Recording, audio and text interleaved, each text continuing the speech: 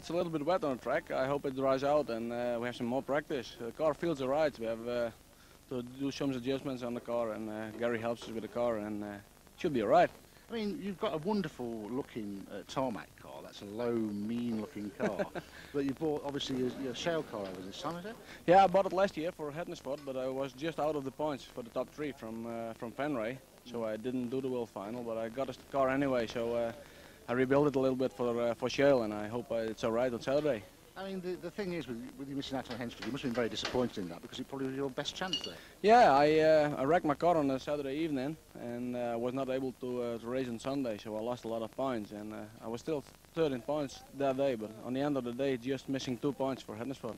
Yeah. Okay, we've got a big crowd today. What's it like for you coming over here and sort of something like a stock car meeting? Is it when you see the crowd and everything, does the atmosphere get to you? Yeah, it's brilliant. It's a good atmosphere, and we love every meeting in England. It's a kind of a holiday for us. You're in the world final, so you're in with the chance, but the English drivers have much more practice on shale, so they're much quicker than us. So I mean, where they put the overseas entrance on the grid, very much on the time trial, do you think it's fair to do it that way, or which other way could they do it? No, I think you can do a time trial on shale, because the track is going different in the front starter and the back of the time trial. So I'd rather be on the last one when the track is dry. You make a quicker lip.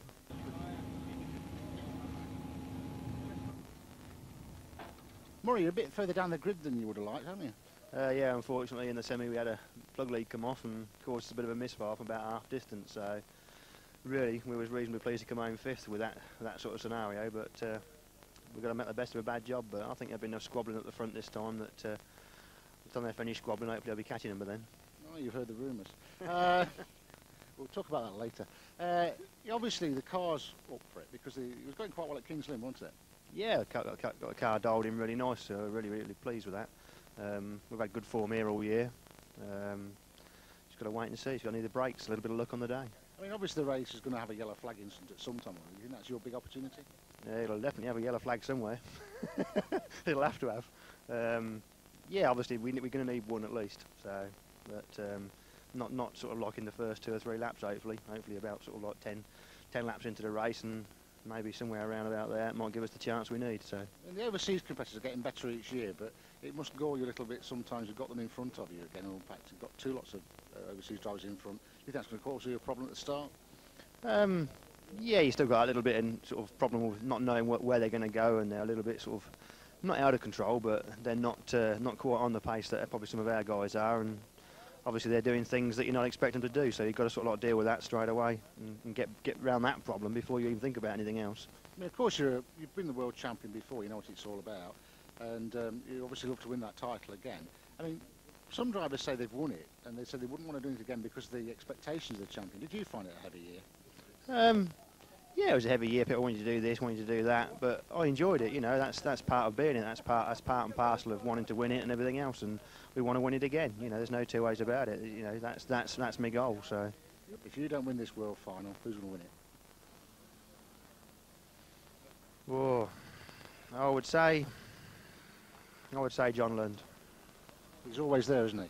John's always crafty. He keeps his head down. He'll keep out of the way. He'll keep out of trouble at the early stages. I think, you know, unless he gets unlucky and gets caught in somebody else's melee, I think he'll still be there. So I think it's a toss-up between John Lund and Peter Folding, really. I mean, Peter's on form.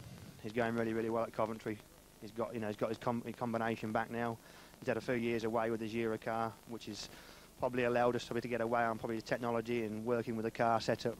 But in the last sort of 12 months, really, Peter's come back into his own. He's caught up with us all now, and his technology's back there, which is showing. and his aggression's back. He's driving, you know, he's driving like he wants to win. He's hungry for it. So I think, you know, those 2 are the 2 that are got to be favourite, I think. Okay, now obviously you're farther back than you would have liked, and you're probably relying, like Murray, on yellow flags to get through. That's what you're hoping for? Yeah, I think that's what we're going to be looking at. Yeah, yellow flags. I think we're going to need a couple, probably later on in the race, really, rather than early. Because if we get a yellow flag early on, and there's a lot of cars on the track still, you got the front runners right on your back bumper straight away, and so you're going to be looking to be in a lap down before So it wouldn't do you any good then having any more yellows at that point.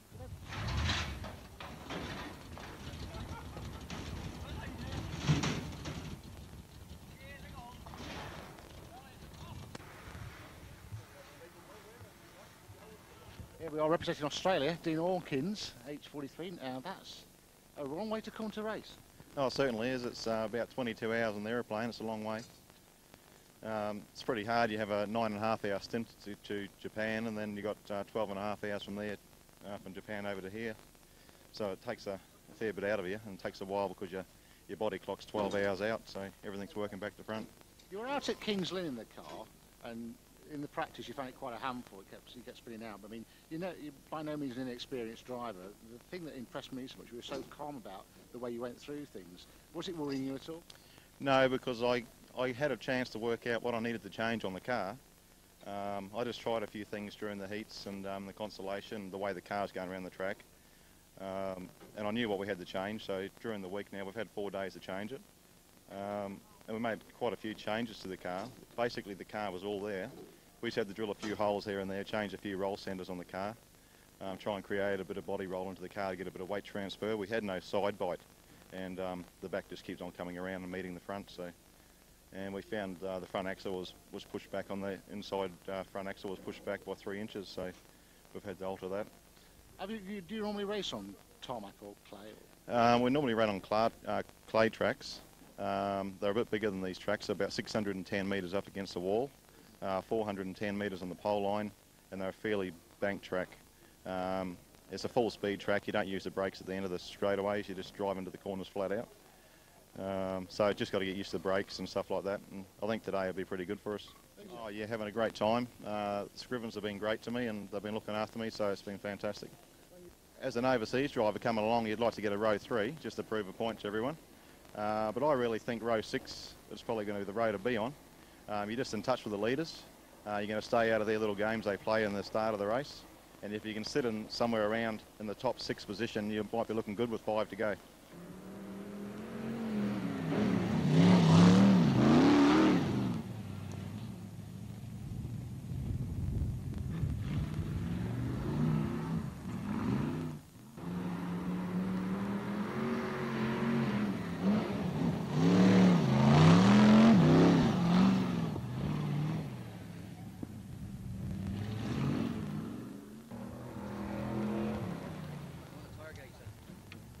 I a former competitor this year, really. I mean, I've always been there, whereas years up to this year I've been struggling to get into top 4, whereas this year I've been in top 3 all the time.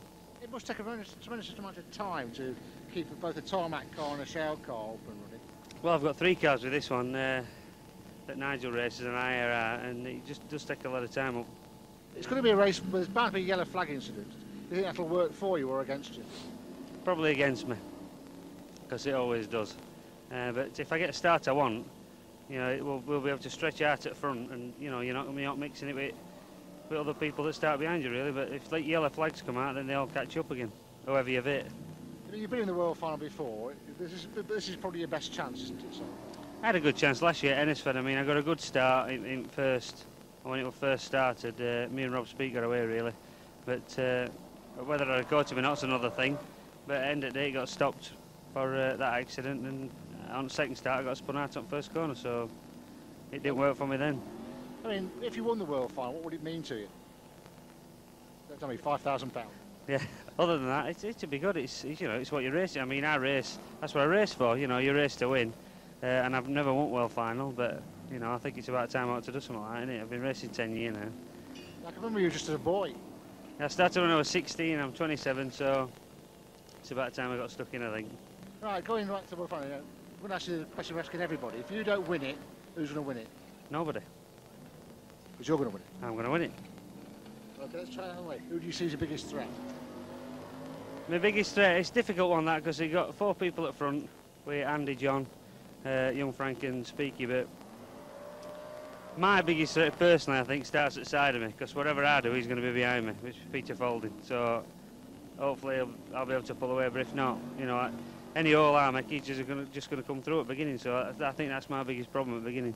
The question I always ask, I mean, we who watch stock car racing can read a race, we can watch a race. Yeah. When you're sitting in the cab and we've got your mirror, are you really acutely aware of what's going on around you? Yeah, you have to be, especially if there's a pile-up, you need to know where you can go without colliding with other cars, really, but sometimes you don't want it to plan, but I drive in my mirror. I look at my mirror every time I go into a corner.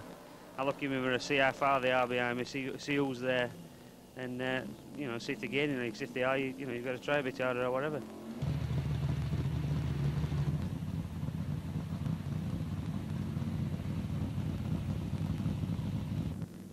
Obviously, you raced 2 years ago in the World Final, and it's the same car, so you're looking forward to it? Yeah, definitely. I'm looking forward to it. It's a big chance in my life, and I'll enjoy it.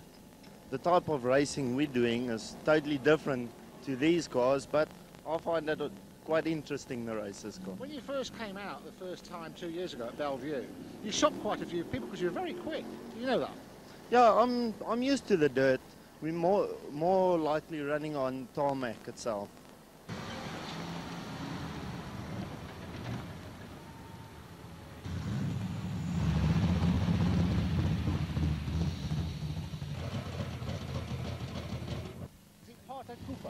Yes, Potter Cooper. Yeah. Here we are. Horse buyer in English. Yes. Here we are with Barry Potter Cooper. Yeah. Now, Barry, you've been over before, you've raced here before. Do you enjoy it? Yeah, very much. I look forward for 3 years now to come again to Coventry. It's a pity I'm not in the World Final. I'm 4th on the Dutch League, so I'm the first reserve. But I'm very happy to be here. And I never before have been practicing on Tuesday like I'm now here. And I hope to get the car handling well and have a good result on Saturday evening. Yeah. Do you like the English style of racing? Yeah, very much. More than the Dutch way of racing. In Holland, it's so close. It's every bolt, every nut, everything must be perfect to get in the top. Here in England, it's more racing. It's more fun. It's more the car don't have to be so perfect as in Holland. And Do you race just on tarmac over there, or do you race only tarmac, and only on Van Rij, no other places. I remember going to Barlow many years. Yeah. The engine killer. Yeah. It's not like that over there. I mean, it must be very worrying that the racing is so close over here. Do you worry about the damage you might get? No. When I'm on the track, I'm not worried about the damage or things like that. When you race, you have fun, and when you say I'm going to race next season, then you choose for the big spender and for the danger, and that's all part of the game, man. You've been to Northampton a few times and raced around there. You've been very good around there and got some very good results too, haven't you? Yeah, I've been raced on Northampton and had some good results. I also had a flip over. I was going to get round to that. Yeah, but I was racing the next day, so there was not much damage. I also raced once on Skegness, and I've had very good results too there on shale. So this is more a holiday rather than a race experience for you? Both. Yeah, I have 4 kids, and I'm now with my wife and 3 mechanics. It's really a holiday.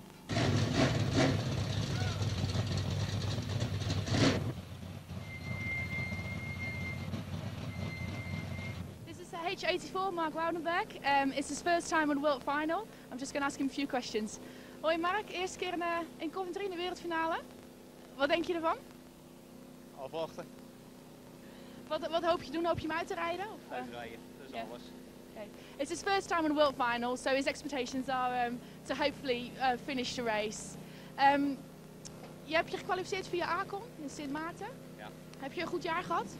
Het begin wel en het eind was minder, maar net genoeg om hier te komen.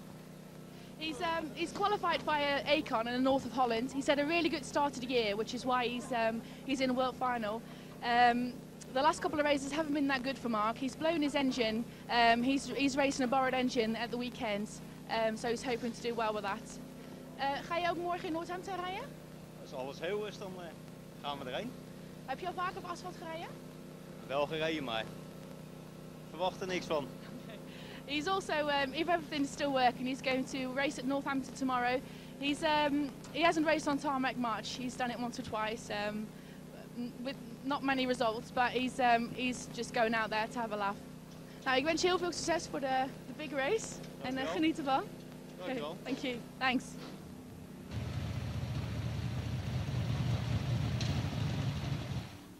Here we are with NZ7 Neil McCord. Now, you must be one of the fancied runners for the overseas drivers, because tell us what happened at Kings Lynn on Saturday. It was most unusual. Yeah, about time. I sort of had a bad run, but yeah, we pulled one out of the bag and won the consolation there. So, yeah, no, it's good. It was a race that nobody really expected you to win, but you got away beautifully and you held the car so well. I mean, there was nobody going to get near you, really, was there? Yeah, we worked the car a lot since we've been here and sort of tried to alter a little bit like our home car each week, and yeah, it just finally come together. So you must be well pleased, though. Yeah, I was very pleased with the car, and obviously a big thanks to Frankie and Sam Wayman, who sort of been very supportive and sort of let me do my own thing with the car, and no, it's paid off good, paid off dividends. Have you enjoyed the racing over here so far? Yeah, it's been brilliant. As I said, we didn't sort of have the luck I wanted when we first got here, but yeah, it's slowly coming right. I mean, everybody says that, like, when you get experience of a race driver, they can drive anything, but these cars are a bit different. Although the sports are similar in some respect, they're so different to what you race abroad, aren't they? Yeah, very much so. Obviously, the horsepower and the weight ratio and the small tyres is very hard to sort of put it together as a package, but having the same rubber at home is obviously an advantage, but yeah, we certainly don't have the horsepower. I mean, you've seen our racing and you've obviously seen the top drivers. I mean, what do you think the skill levels are compared with the guys over in New Zealand? Oh, they're very clever. The rules are quite hard here, which obviously makes it a lot harder to set a car up compared to home. So, you know, it's worth credit to everyone that's at the top, because it don't come easy. Of course, they do team racing abroad in New Zealand as well, don't they? Yeah, teams racing plays a big factor, even our championship meetings. But yeah, obviously over here they don't teams race to the same extent. And not officially. Not officially, no. It's happened before with the New Zealanders. But so what, you're looking for the big race. I mean, what position would you be happy with in the big race? You obviously want to win it, but I mean, where do you see yourself finishing? As far up as I can get, obviously. I'd like to be on row 3 on the inside, because you need to stay in tight at Coventry, and I think if you get the outside row and get pushed wide in the first corner, it's going to be very hard to get back in without the pack going past. And if you don't win it, who's going to win the big race? Frankie. I'd like to see Frankie win it, but all the crap that's been going down, it's going to be a hard row for him. So if he does win it, he well deserves it. But I think, quietly, I think John Lund's sitting in the #1 spot at the moment.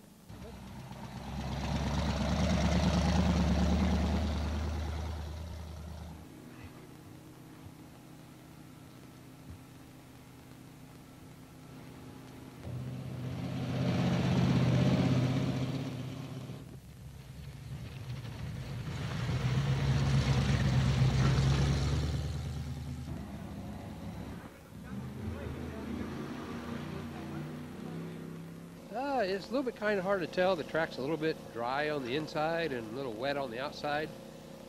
Right now you have to be very, very precise to make the car handle just right. I really shouldn't say anything. I haven't been in one for 5 years.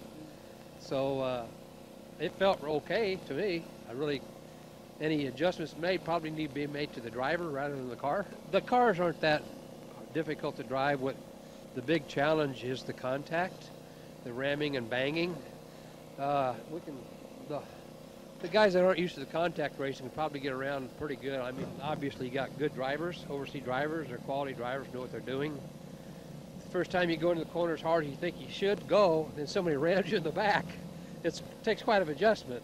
Phil's been trying to teach me and let me know what's happening.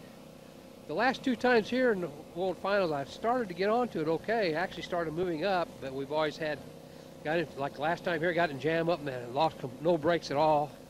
I went ahead and ran for like 3 or 4 laps, and then they had a red flag, and I couldn't get stopped on the red flag, and I rammed a guy on the red flag when we come to a stop.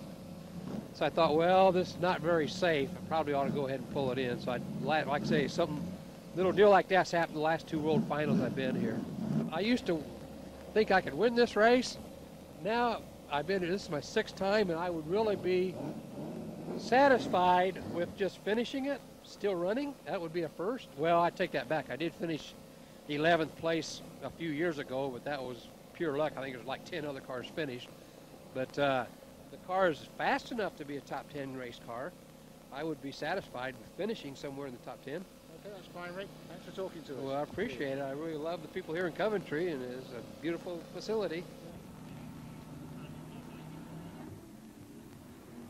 Yeah, Yeah, no, it's good. Everyone was saying that there was a no contact sort of stock car driving here, but no, it's pretty much similar. Just a lot more horsepower. Just got to try and get used to that. I'm just hoping to finish really, eh? Yeah, that's all. It'll be an advantage to finish.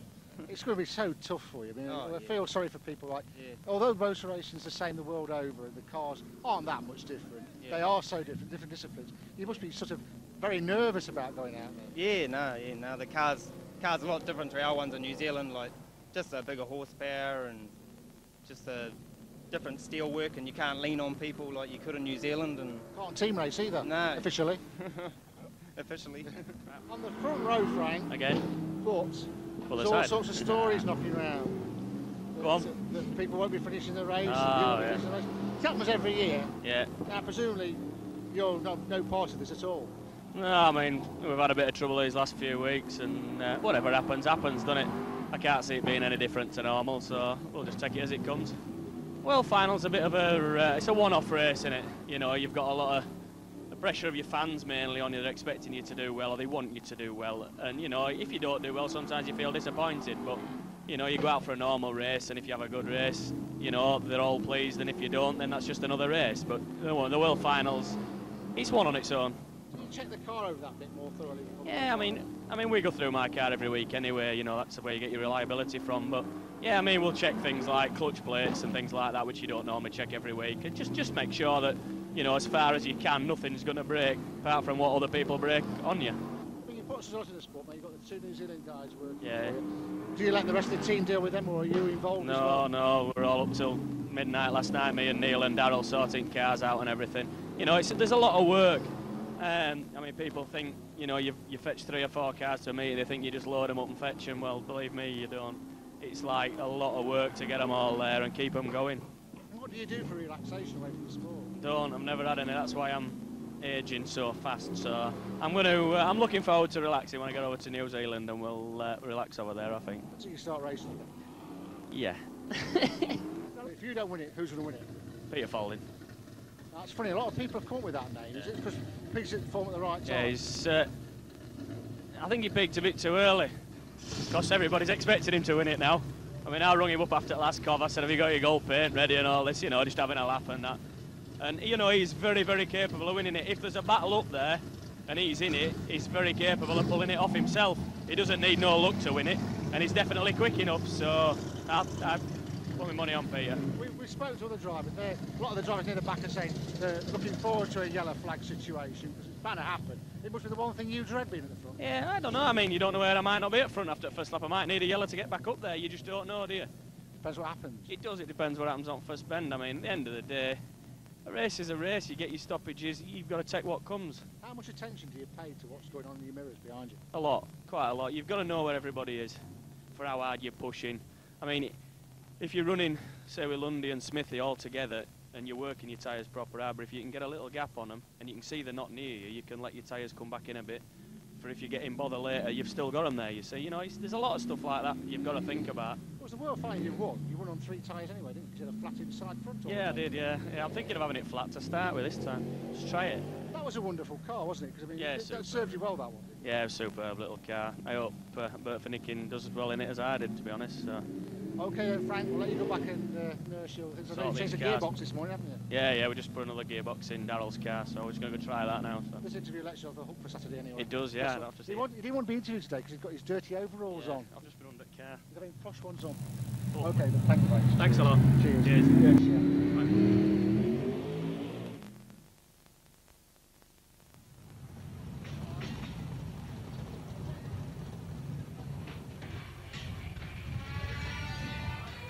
World Final Day, and it's my job to try and interview every competitor in the World Final, so it's a tough order, but always willing to speak to us. Last year's world champ, Robert Speak. Well, what do you think your chances are, Robert? I don't know, we're just plodding on. Just not had too good at Coventry's this year, so we just take it as it comes, really. Things haven't gone well for you on Shale at all, really, this year, have they? No, that's right. I prefer tarmac more than shale, but we'll just have to see tonight. We'll have to try a bit. Of course, the news is broke now that you're retiring from the sport for a little while at least. We won't go into the reasons behind that because lots of people know the story about that anyway. But have you really enjoyed it other than that hassle? Yeah, the on-track thing is absolutely brilliant. It's the off-track thing I can't be doing with. And my children won't come tonight, so when they don't want to come, I don't want to go. I mean, that's sad, isn't it? Because, I mean, you've always been very much a family, you, your wife and the kids, coming to the meetings and enjoying it, haven't you? Yeah, that's right, and it's a family sport, and that's what stock car racing's always got above any circuit formula. Bring the kids, bring the wife, you know, I mean, it's a brilliant family atmosphere. When that gets taken away from it, there's nothing left. I don't know what I'm going to do. I'm definitely going to try and stick with ASCAR, you know, as long as the sponsorship's there, which it's looking like it is at the minute. But that's not the reason I'm giving in stock cars. Stock car racing is what I've been brought up with, and that's what I love. But I'm just not enjoying it at the minute, so I just need a break from it. I mean, also the other thing, you've had a tough year running both cars. I mean, you're definitely on form on tarmac. I mean, faster than anybody. Have both cars been sold now? No, the other cars, well, car belongs to Jamie Davison, he's got that car, and Michelle car's sold. I've still got one car, which I don't know. People have been sniffing at it, but I don't know whether to sell it, to keep it. I don't know what to do. Look, an expensive part for the mantelpiece, wouldn't it? It's paid for, in you know, sponsors have, you know, helped me along on the way, and that, and to sell it, I'd only have to really give it back to the sponsors, and to keep it, it doesn't cost nothing to be parked up. Now, the question we're asking everybody, I probably shouldn't ask it to you, but if you don't win the World Final, who's going to win it? Are you going to say Frankie Wayman? What do you think? Who do you think is going to win? I don't know. John Lund.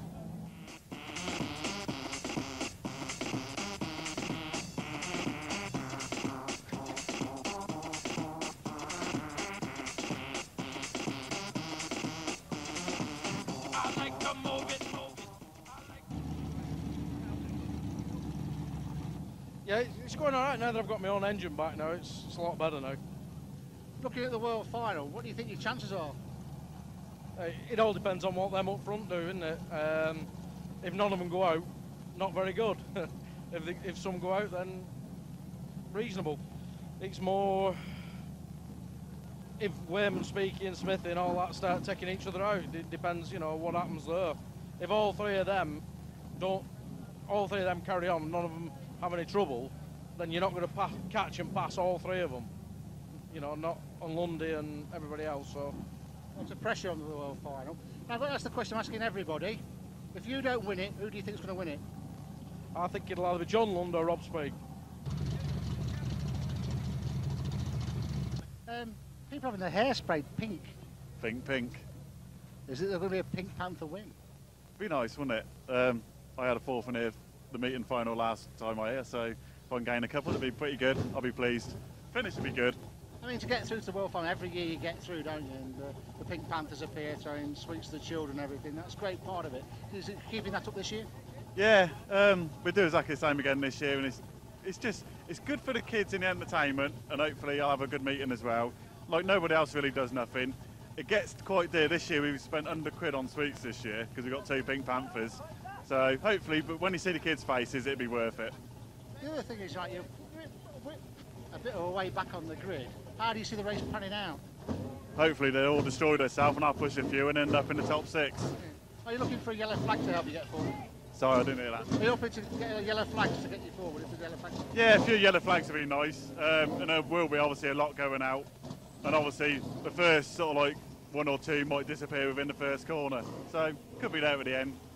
It all depends after the first lap. It could be a short race for 2 people. If one of them sort of comes through, could be Wayman's quick, Smith is there. Be nice for Lundy to win it after he had that year when he won it and he was at nowhere near. But Folding's a dark horse. I said beginning of the year that Folding to be somewhere near, and he's just getting better and better. And he knows what he's at. He's so experienced. He knows when to use a bumper, when not to. And if he uses his brain, he'll just sit back and he could be there at the end.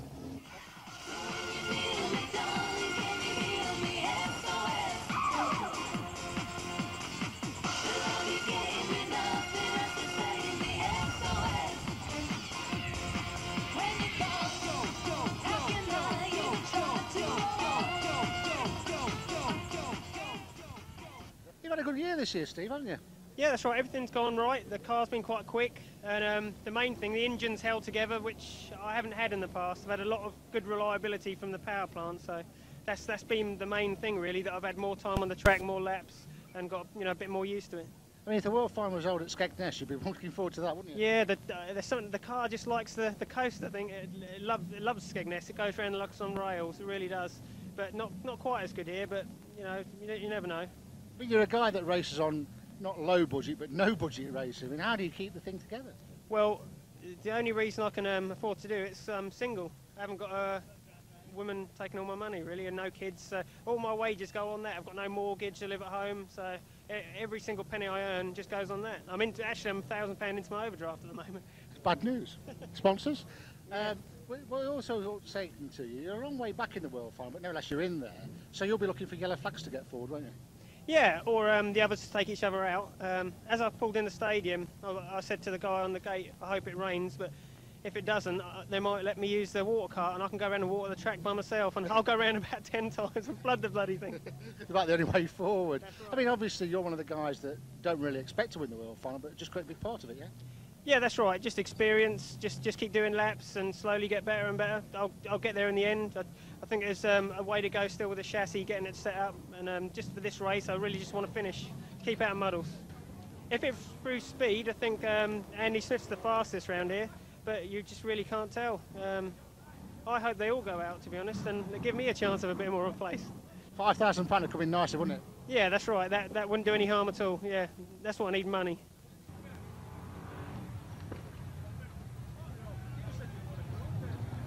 Now we're going to talk to a guy who's actually living the dream, because he started off as a stock car supporter, got all his money together and got himself a stock car. He's in the World Final. What are you looking forward to, Andy, most about it? Winning it. You really think you can win it? No, I'd like to get in the top 10 though. Realistically, a top 10 would be, I think if possible, for steady drive. I mean, you had a season which have been full of disappointment, with engines going pop and various other bits and pieces, but when you have been in the race, you've been doing very well, haven't you? Yeah, we've had some engine trouble this week as well. We only got the engine back together on Thursday, so fingers crossed. We've not tested it. This is first time tonight. So. I mean, obviously you're starting quite a well back, but you can always make progress because you go well here at Coventry, don't you? Yeah, I think just take our time at the start, let them sort themselves out. Better told me, let the race come to me. So. I mean, obviously everybody's watching the front rows, and presumably you'll be watching the front rows, hoping they'll take each other out. I wish I was watching this year. It's first time I'm in it, but I wish I was watching it. Looks like it could be good, doesn't it? Come on!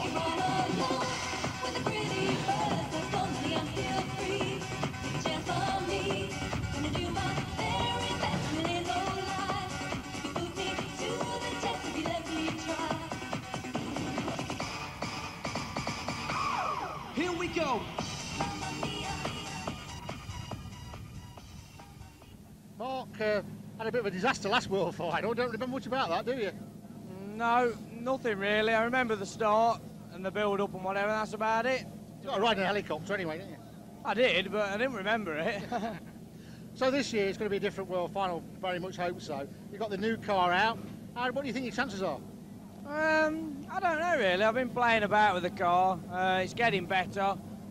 If everything goes right, I feel I could be up there, but there's still tough competition at the beginning, right at the, you know what I mean, at the front. So I don't really know.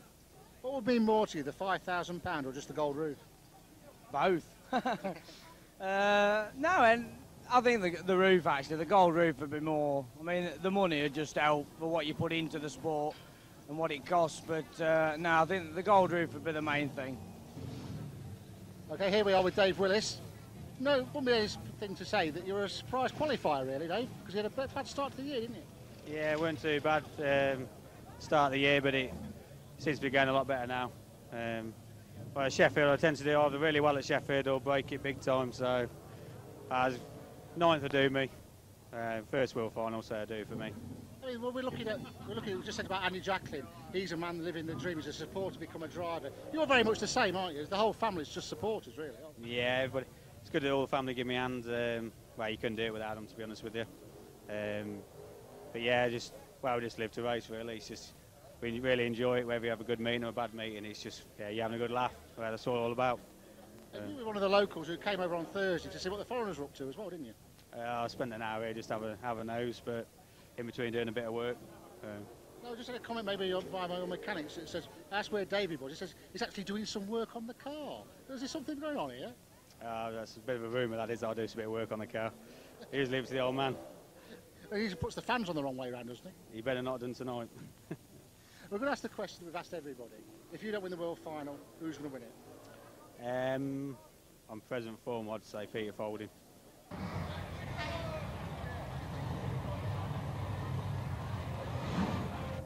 Mark Vandenberg, very smooth drive for him, 18.22. Woo!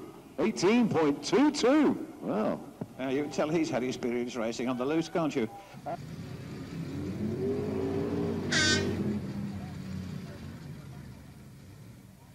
Well, we know Lou of old, don't we? So perhaps it won't come as a surprise. 17.47. That was quick. 17.47. Yes, having seen that car in action over there in Holland, that's not really a surprise at all. Lou Verwestead, ladies and gentlemen. Now, a man who can put the cat among the pigeons big time, Kev Smith. Now, you're in this World Final. How are you going to see this race? Same as rest, really, and it just get stuck in and see how it goes. I mean, you've had a very quiet year for you, but sort of coming on song sort of from mid-season, isn't it? It depends who you ask if it's being quiet or not, doesn't it? It's, there's a few people been moaning, but that's what it's about. We all remember the British Championship when you and Murray Harris had a classic race. Yeah. I mean, more people watching that than watching the actual leaders. Do you think it's going to be a situation like that again tonight? Well, that's how I'd like race to turn out for me, especially if front men could like slow themselves down and give me a chance to get on them. I think, you know, I'd certainly enjoy that rather than just going round fast. And even if I picked up a third or fourth just driving around fast, you know, I'd rather it be a good hard race and maybe come 6th or 7th, but we'll try and win still. We were talking at Bellevue the other week and you said you'd be hoping for a yellow flag to get you a bit more near the front. I mean, it's obviously going to be a yellow flag race. I mean, the big problem is that some of the foreign competitors, are they going to prove a problem for you? No, I mean, everyone's out there. They're all good drivers out there. I mean, yellow flags, I thought we'd get them at Sheffield at semi and we never did. Now, yellows will play into my hands more than most folk because it'll just close everyone up, which puts me a bit further forward. So I will just have to wait and see, won't I? You took a rest from racing a few years back because you just weren't enjoying it anymore. But you're back now. You're obviously enjoying it. Oh, yeah, I'm enjoying it now. If I don't enjoy it, I'll stop doing it again. Because it's pure enjoyment. I mean, adrenaline rush when I'm racing. You know, I love it. It's ace. And when it ain't ace, we just stop again. And, you know, that's what it's about. Some of us with old bones who can remember when you first started. Yeah. I mean, the sport's changed big time since then, hasn't it? Yeah, they spend a lot more money now, don't they? Well, some of them do. Yeah. Now, the question we're asking everybody, if you don't win the World Final, who's going to win it? Folding all Lund. The sun's in my eyes, does that matter? No, you'll be all right, I've got some lessons on. I'll squint a bit. I'll go that way. You're a long way back, Rob. You're using a telephone to get to touch with the people in front. Yeah, don't worry, we'll keep in touch. Obviously, starting that far long back, you're not really thinking there's a chance of winning this race, are you? No, what I need is a lot of stoppages. Well, 2 or 3 stoppages, which I think there will be. And then we might be in with a shout. I mean, a lot of people took a trip up on the practice day to have a look round, see what the foreigners were doing. You were probably busy doing your hair. But have you any thoughts about how the track's going to be prepared tonight? Because there's been criticism that the track hasn't been graded the past. It's been rough on the outside. Well, first thing, I wasn't busy doing my hair. I do other people's hair. I don't get paid for doing mine. Secondly, I wouldn't know. I haven't even looked at the track tonight. We did say last time here that there seemed to be a little bit less grip than what there used to be, but we'll wait and see. At the end of the day, it's the same for everybody, isn't it? 17.44. 17.44, fastest so far. Well, the experience showing there, Peter, because he is just probably the only regular racer in Holland on both the loose and the tarmac surfaces. And my goodness, it's shown there. He's raced on tarmac over in the UK and done himself proud as well. I mean, you got the consolation semi, but okay, you won it. But it's still not the same as like getting through first time, is it? Well, no, basically because you're at the back of the grid. But it'd have been nice to get through here, but say it wasn't the actual car's performance. It was more that I was taken out on the first bend. And I've got to favour between John London and Pete Folding, as you know, if there is trouble.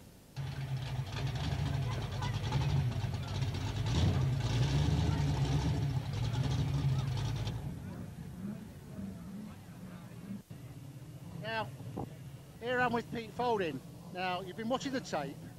When we've asked each driver who do they think is going to win the World Final, I think it's 14 out of the competitors have said Pete Folding's going to be there. What do you think about that? There's a lot of people going to be wrong. Now, come on, surely, Peter, you've hit form at the right time. I mean, you've had a few years playing away at other sports and only done stock cars sort of part-time, but you've really hit a good seam of form, haven't you? You've done very well. Yeah, it seems to be going well at Coventry.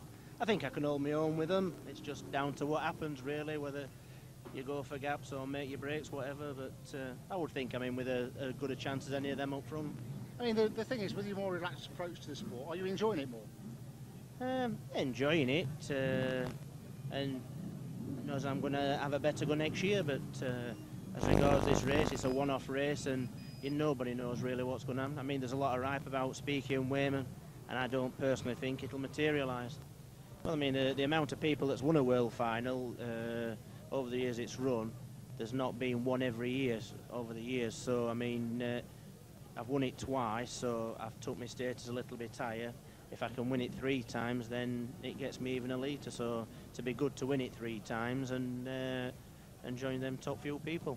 I mean, the other thing is, I mean, the World Champions expect to travel everywhere and do everything, and you're doing other sports as well. I mean, how would that affect you?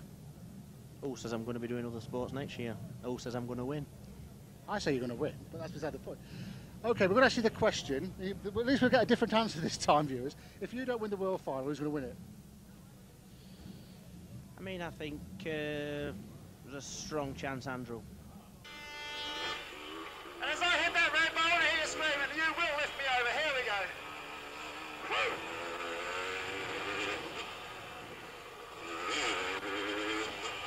Are you ready?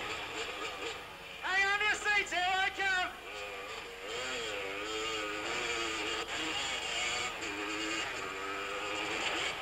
Oh, shit!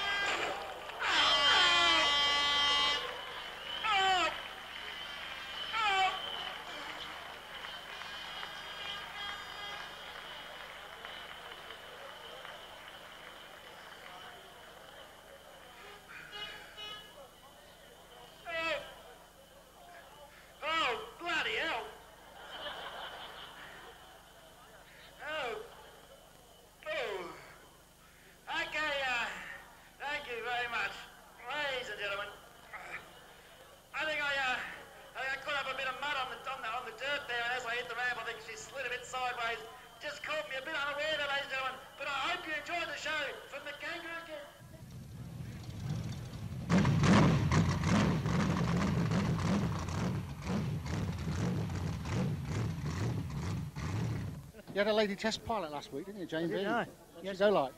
Well, I thought she went brilliant. Came from, what, third row from the back, got a second place, narrowly beaten by Graham Blundell, who's been practising heavily. Hope he watches this. He needs all the practice he can get. He did when he was racing. Right, we're going to talk about the World Final. You're a little bit farther back than you probably would have liked, aren't you? Yeah, a lot further back. And the car is a superb machine. It's won the World Final before, of course. Won the World Final with a different pilot, though. Better pilot than me, maybe, yeah? I don't know. From the blues, you're a bit hot, aren't you? You like yeah, it yellow, yeah, though, don't okay. I like it on my tracks. I struggle with Coventry, but I wouldn't want to win the World Final. It's nice to be taking part, but my opinion is the gold roof should be worn by somebody who's a good ambassador to the sport, not a part-timer who does 3 tracks and maybe 13 meetings a year. I wouldn't want the responsibility, and I think it'd be a bit... Speaking from a fan's point of view, it's an anticlimax for me if a blue top wins it. I think that's a very sensible conclusion. You're not the first person to say that. Probably Dave not. Mellor, who won the World Final in 1978, which is a long time ago, Yeah. he said exactly the same thing. He said, I don't mind winning the World Final. It's the expectations that go with it. You've Well, got to travel everywhere. The £5 grand would be nice, but the responsibility of the gold roof. And if you don't travel anywhere, I would say you go down in popularity. Myself, anyway. That's my opinion. Okay, here we are. The other joker in the pack, Dave Johnson. Now, you're a man who can cause a few upsets by using the bumper, aren't you?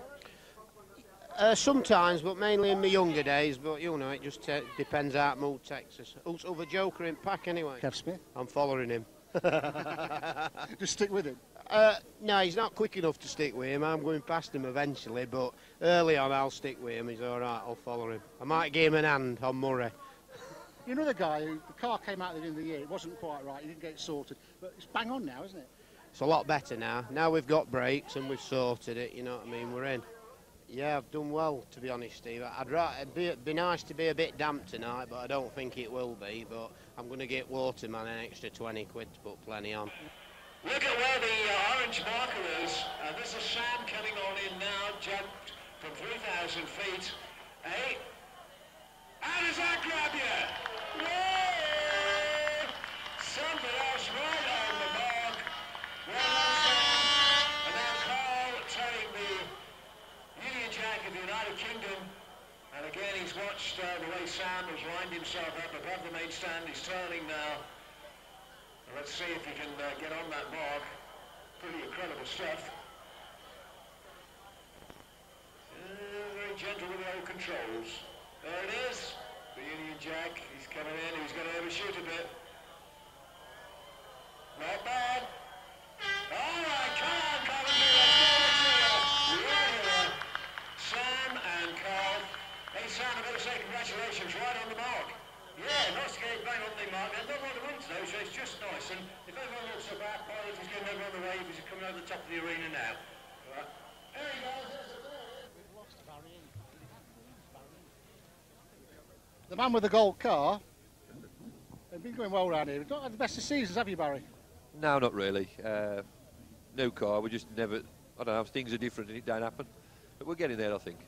Now, this World Final, I mean, you qualified a little bit further back than you probably would have liked, haven't you?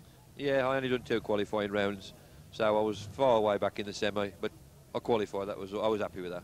You've had a good run of reliability, though, haven't you? Oh yeah, the machinery's reliable. It's just the driver. I mean, the car's always immaculately presented. I mean, you don't do all the meetings. You go on the shale quite well, don't you? Yeah, I mean that's all we planted as shale and localish tracks. But I mean, we've been to Sheffield, Skeggy, Swindon, so we've been about a bit really.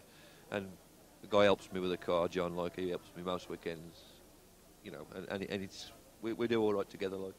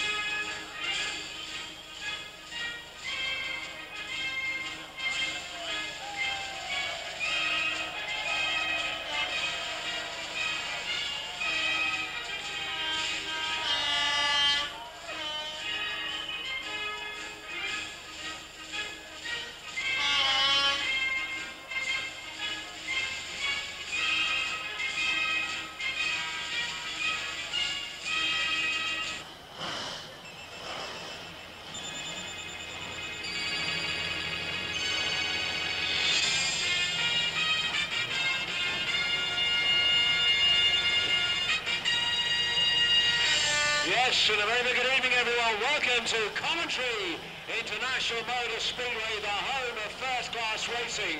For this, the Schneider Electric's World Championship for 2002. That's our main line event. It's the night of nights. We've got the Brisca F1 WF as support. Our stewards tonight, Steve Abbott and Mark Jessup. Tony Osborne is our starter. Bill Lieber, clerk of the course. Clerk of the raceway is Rob Creswick. We've got the Coventry crew here, and Bob Greenoff, my colleague in race control. And nice to have you all with us, ladies and gentlemen. This is a big night, and it's about to get underway. I'm joined this evening by Carl, who is a colleague that we met in Holland and worked together. He'll be up here keeping all you Dutch fans right up to date with all the news as and when it happens. That's what we plan to do. Carl looking forward to it. He was working last night at Northampton International Raceway, and he'll be also with us again tomorrow. More about that later, because this is the big night. Off they go on the slow lap rolling start.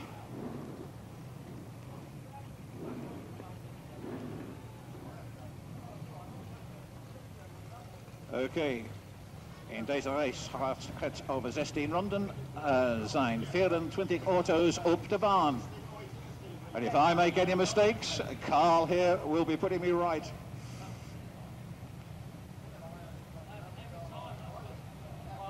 So 24, Carl, to start with in this one, in heat one. We start the build-up to the 2002 World Championship for Brisca Formula 1 stock cars.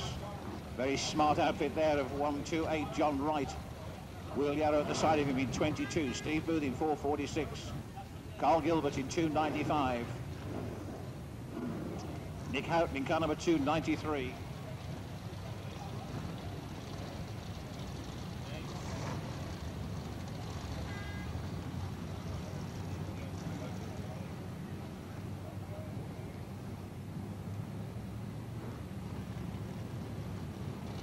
Keep your eyes on Mr. Starter as they move slowly around the Coventry turn.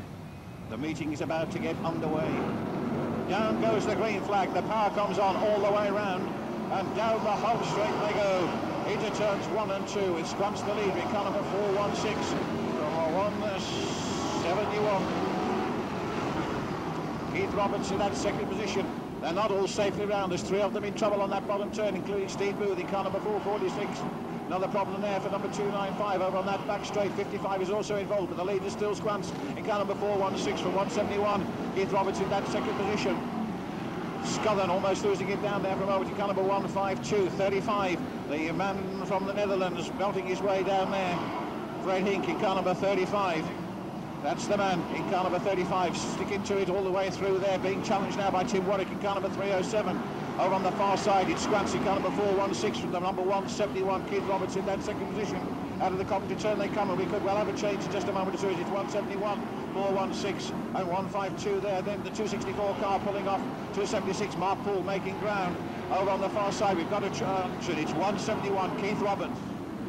Ja, 171 aan de lijn van 122, 55, 416, 276. Het was Bert Schaap die hier even de middenlijn opgezocht heeft. Maar die toch weer zijn wedstrijd gaan vervolgen. We kijken, waar is Fred Hicks gebleven met nummer 35. Die is een stuk teruggevallen.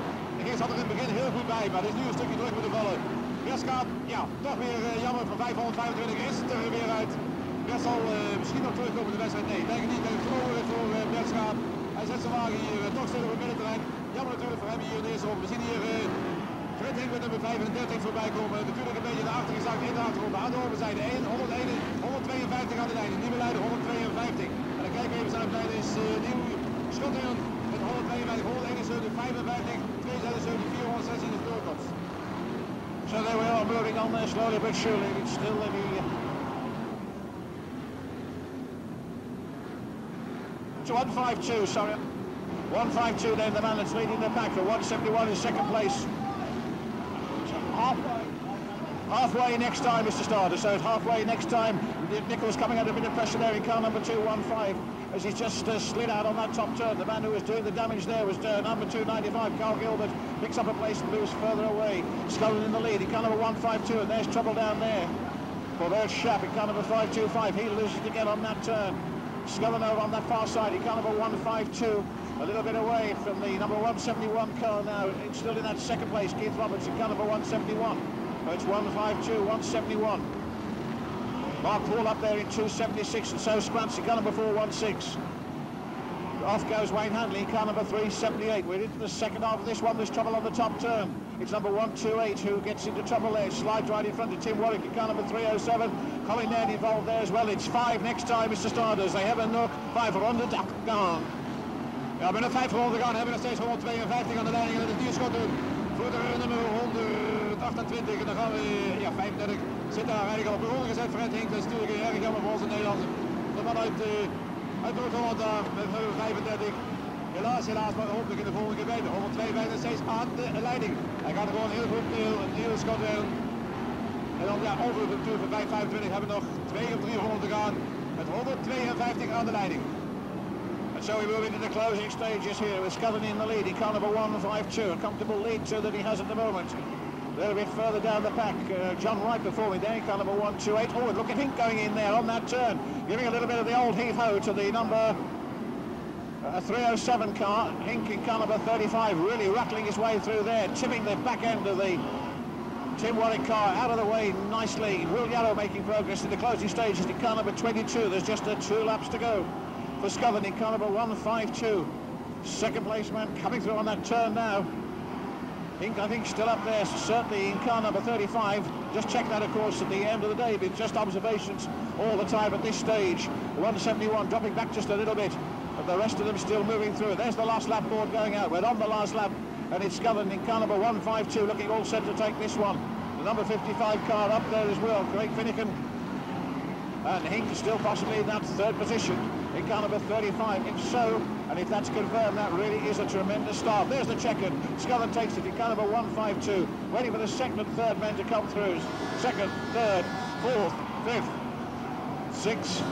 Warwick still moving in car number 307. The rest of them now coming through. But not a bad start there. They really were belting around there. The track in superb shape and an excellent start to tonight's big event. That'll do us, Mr. Starter. Reds, please.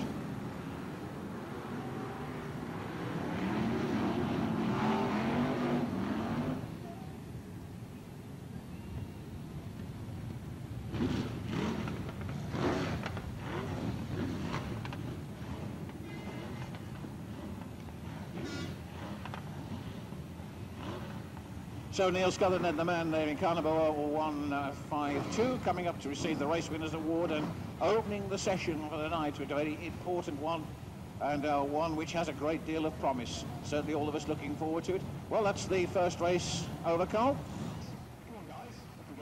Ladies and gentlemen, our first race, 152. Neil Scotland right here. Come on, let's give him a round of applause. Let's give him a cheer right here. Our first winner of the night. Well done, Neil. The winner's trophy goes over to him. Craig Phillips, the GM, shakes his hand. And, well, for Neil, it has been a great night. What a good start, Neil. Yeah, it was a bit hectic at the beginning. Quite a lot of shale on the track. The car was quite loose, but once it dried out, it was okay. How nervous were you being the sort of first in on the first race? Oh, not that nervous. I'd have been nervous as I was in race 3, but not this week. Well, we've got a great crowd here to witness you winning. Yeah, appreciate it. I hope they all have a goodwill final for them and hope it's what they want to see. All right, Neil, we can't argue with that. It's been you right round the Coventry Stadium. Been a dream year for you, hasn't it? Yeah, it's been quite a surprise, really. We didn't expect to do this well when we started off. We did a bit of work on the car over the winter and thought we'd get some reasonable results, but like I say, it's been a bit of a dream this time. I mean, from June, when you won the final, was it June? Yeah, you won the final, didn't you? It's just gone magic. I mean, this result in the semi-final, we all thought, OK, he's done well with the qualifiers, but to pull a fourth place out, very good going, wasn't it?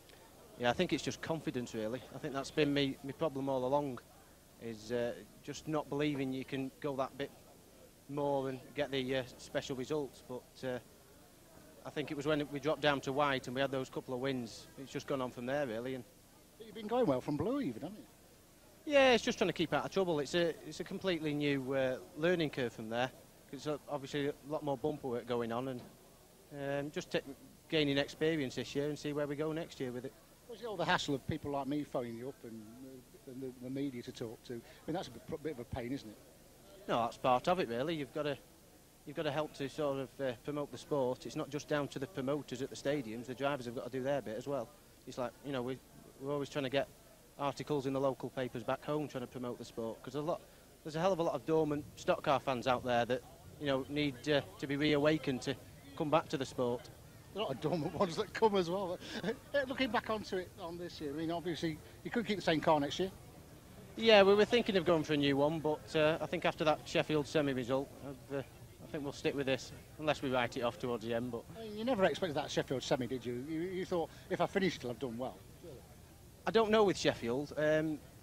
If we'd been in the Coventry semi, I'd have just been looking for like a 10th. But I knew with Sheffield we'd either crash out or we'd do well, because just the nature of the beast there.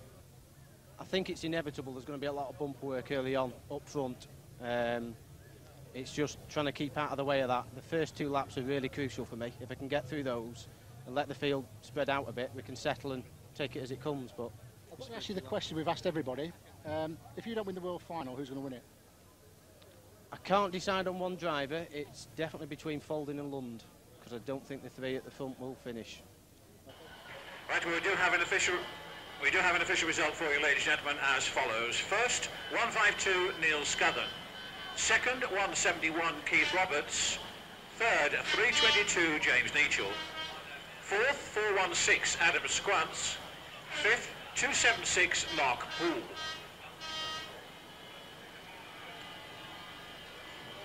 Sixth place went to 218 Derek Fairhurst. Seventh to 215 Jeff Nichols. Eighth place went to number 185 Lenny Smith. Ninth was number 146 Alan England. And in 10th place, number 93 Stephen Taylor. So there we are, the cars then get moving around and on the slow lap rolling start. Richard Dillman there in car number 150. Car number 262 also over there. In the lineup, Clinton Dorrell. Mick Harris in car number 8. Green flag goes down and we're underway once again. The number 110 car taking the lead, Ray Scriven. Oh, and trouble down there, and just clumping all over one another down there, and it's the number 263 car that was involved. 1, 2, 3 of them also scattered around the outer perimeter of the track there. Dolman being one of them in car number 150, and Steve Smith in another in car number 40, and the Dutchman at number H43, High Dijkstra, but they're all back and away again. John Law pulling off in car number 441 and then rejoining in the rehard position over on the one side. It's car number 110 leading the pack from car number 415 in second position. Russell Cooper in car number 415 as they come through again. 155, 110 and 415. Yeah. Actually, so it's 155 then coming out of the top turn. Underneath the starters roster, the 155 car of Stuart Finnegan down there for Bleak in Staffordshire. He's the man from Ray Scriven in second place in car number 110. Then the number 415 car in third position, Russell Cooper, the man from Cambridge, followed by Dave Nichols in 242. All sorts of things happening as the number 10 car of James Potter goes out wide on the far side. Clips to Dorrell in car number 262 as he re-emerges back out on track. So it's 155. That's the man leading, quite a useful lead at the moment. Frankie Wayman in trouble in car number 212, comes back on right in front of the number 43 car, and off goes car number 236. Here's the leader coming down the home straight down, it's 155. Ja, 155 Stuart Finnegan aan de leiding. We hebben gezien dat het Barry Paardenkoper en Oude Dijkstra dus niet zo goed vergingen zijn. Ze waren goed onderweg, maar allebei betrokken bij een crash. Dat betekent dat ze weer verder teruggeslagen zijn. Maar 155 gewoon een hele goede voorsprong gebouwd. Snel aan de leiding weten te komen Stuart Finnegan. En die gaat op dit moment, Frankie Wayman zit daar hier goed bij. 155 nog steeds aan de leiding. So still increasing that lead and mixing with the back markers there, as you can see the number 155 car coming around turns 3 and 4 into the home stretch, and there he is, car number 155, the lead car, right away in front of the rest of the pack, and it's halfway next time, Mr. Starter.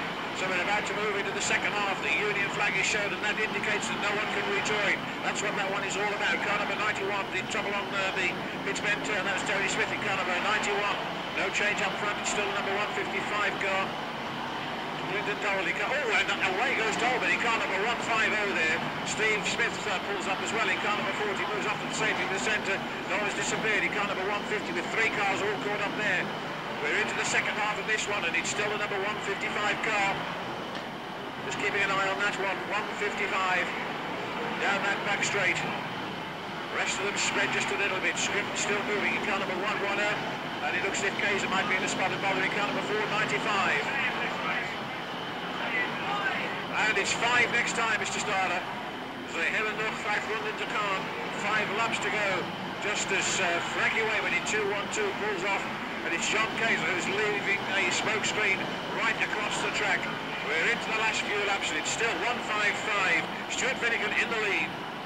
Ja, 155 nog steeds aan de leiding. Stuart Finnegan, we hebben gezien dat Frankie Wayman ook eruit is gegaan. Lag op een hele mooie tweede plaats. Maar voor hem is de wedstrijd ook over en uit. We kijken even natuurlijk naar onze eigen jongens. Waar is Barry Paardenkoper, waar is High Dijkstra? Waar zitten deze jongens? Zitten ze nog wel in de wedstrijd? Zitten ze er nog wel bij? Even kijken, hier is in ieder geval Barry Paardenkoper. Zit er nog bij. Maar natuurlijk op een ronde gezet. En High Dijkstra, hij ook weer een rechterachterband. Weer lek.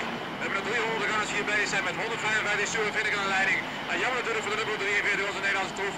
Is weer uitgeschakeld, ook weer in de tijdtraining met de rechterachterband. En die dan ook weer eruit. High Dijkstra uit de wedstrijd. Doing the closing couple of laps or so we go, with Finnegan still there, very much in command as he comes out of that turn. Into the home straightaway underneath the starters Rossum and into turns 1 and 2 on the big bend. Car number 155, the man who's leading the back. The rest of them well stretched out around here. Paul Harrison attempting to make ground in car number 2. So is Ray Williams in car number 26, but those to the left running are certainly well spread around here. Onto the last lap goes the number 155 car, Stuart Finnegan, looking all set clearly to take this one. He moves around, turns 1 and 2 for the last time. Down the back straight away and into the Coventry bend. It's going to be a win by look of it from Stuart Finnegan in car number 155. He comes out of that turn very confidently indeed. Leans his way over there and over he goes. That's the checker flag for the number 155 car. The rest of them still coming through. Barry Bardicopa finishing 11 lengths in car number 825. Kaiser still blowing smoke all over the place in car number 495. 1 or 2 more to come through. Still racing, remember, until that red goes out. And that'll do us, Mr. Starter. Reds, please. So the red flag goes out once again. And we've got a win there for the man from Leek in Staffordshire, 155, Stuart Finnegan.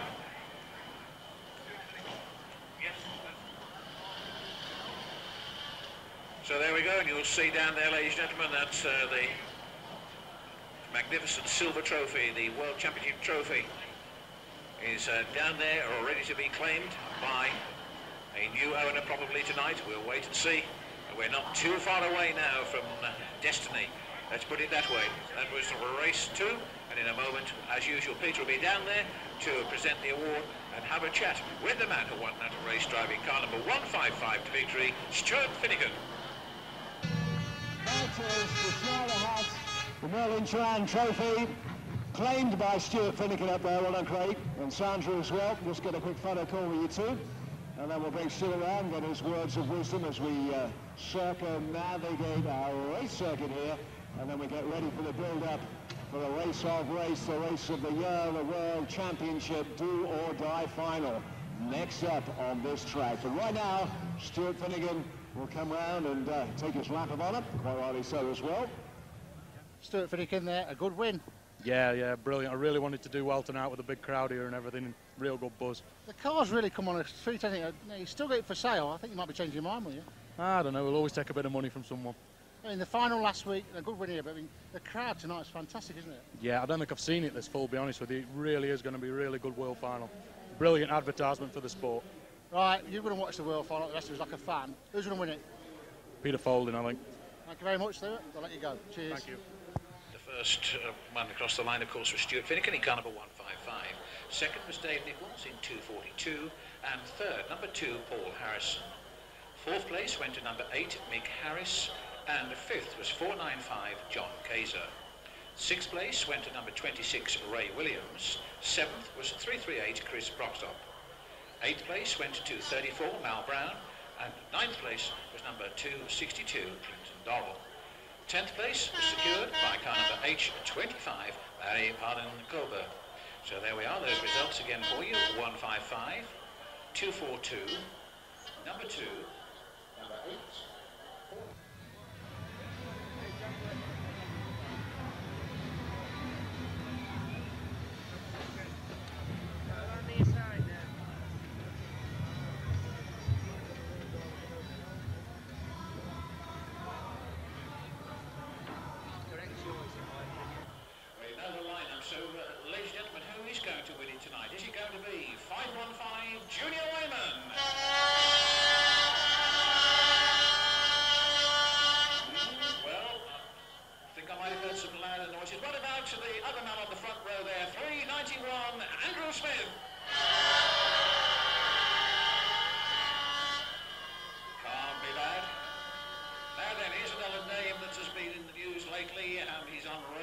What do you think? 318, Rob Speak!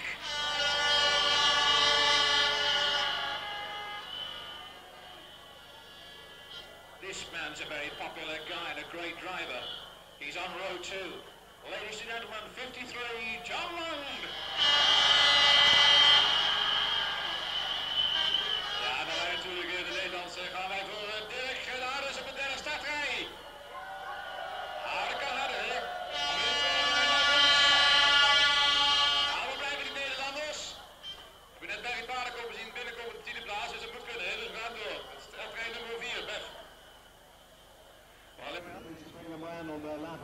instructions. The drivers themselves being flanked out with their race cars, with mechanics driving the cars. Competitor will be hanging on and giving you a good wave.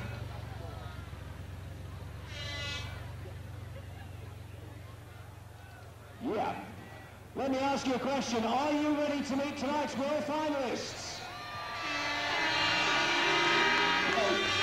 Let's do it right now. And the first one we introduce, no stranger to any racetrack in the world. He is known as the Brandon Bullet. He's 515, Junior Rainbow. So the 1998 world champ, Junior Raymond here. The famous 515 number. He gets the trophy award. There goes Junior. Alongside him, next in, is 391 Andrew Smith. Andy Smith, come on down. Been a long time since Andy took the honours. Could it be his night tonight? 391, a bit of a dust up on this early bit. There's Andy's race car. He climbs aboard. Well done, Smithy. Ladies and gentlemen, the reigning world champion, the defending man, is 318 Rob Speak. He's speaky as ever. So Rob gets his trophy from Colin Davis. There's the speaking mobile. Rob Speak. Thanks, the defending world champion. Ladies and gentlemen, we're bubbling up, we're getting ready to meet the man that you've cheered and cheered and cheered for. He is here right now. He is a multi-world stock car champion. It's always great to be able to introduce John Lund. 53, John Lund.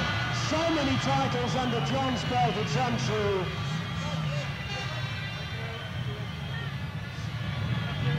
Thank you, Andy. We just need your car now. We're just waiting for John's car. It will not start at the moment. What a terrible thing to have happen to London. It's just refusing to go. But while we're doing that, we say thank you to H29 for trying to start John's car. And it's Dirk Gredanus from Holland. Dirk Gredanus, H29. Here he is. And we'll have our cheerleader with the national flag. Dirk, come on down. There you go, Dirk. H29 then, on the inside, row 3. We're still trying to start John Lund's car, and it's refusing to go. Let's meet now Lou Bobes from Holland, H22. Good old Lou. We're used to seeing him right here. Good to see him. He gives you a great wave. Come on, Lou. So H22, Lou Bobes. Come on, Coventry, let's get Mark a cheer. Mark Gilbang right here. Good luck, Mark.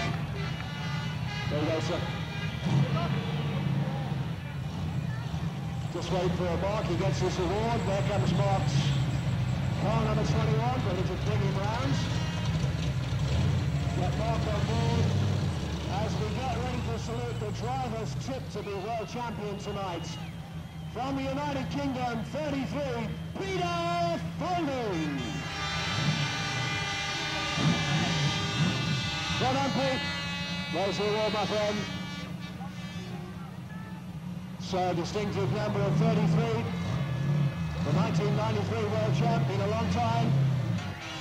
Neil Shenton then, from Cheshire, and the UK. Well done, Neil, a big night for you, my friend. We'll just get Neil's car out onto a racetrack. I think he's got the whole family with him tonight. Well done, Neil, good luck. Also from the United Kingdom, 180, and that is Ray Witts.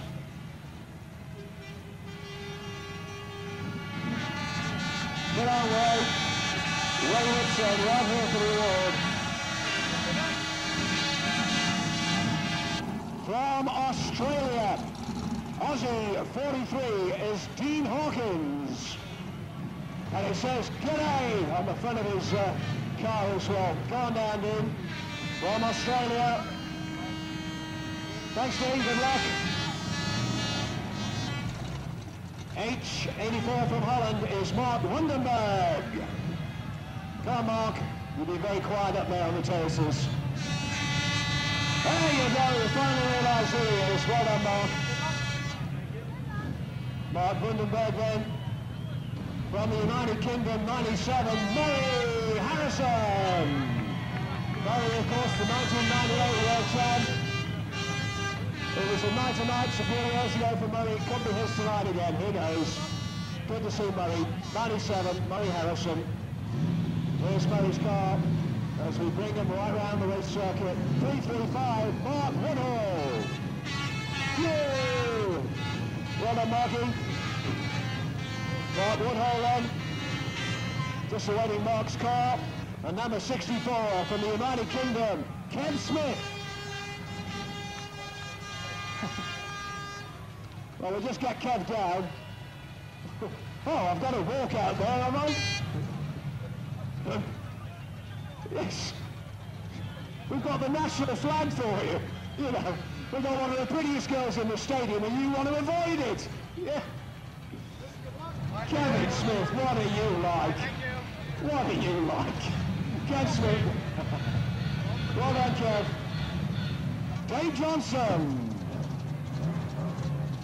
So Dave, big guy from Workshop in Nottinghamshire, comes out with a United Kingdom flag ready for his award.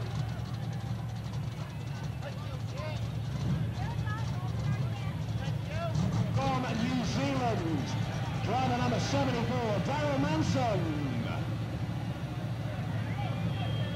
Keep him flying, buddy, keep him flying. Well done, Daryl from New Zealand. We say good luck to him. Ray Belsma, H3. There he is. The crowd salute you, my friend. Come and pick up the award. Ray Belsma, H number 3 from Holland. Ray Belsma then, driver H3. Welcome in driver number 290, Simon Gill. With a smile, Simon, it's the big night. Simon Gill then, from Lancashire. There's his car, 290. Steve Kaiser then, from the United Kingdom in Essex. Yeah, Essex is part of the UK. We'll just get Steve to walk down then, driver 380, Steve Kaiser, to pick his award up and climb on his car. Good luck, Steve.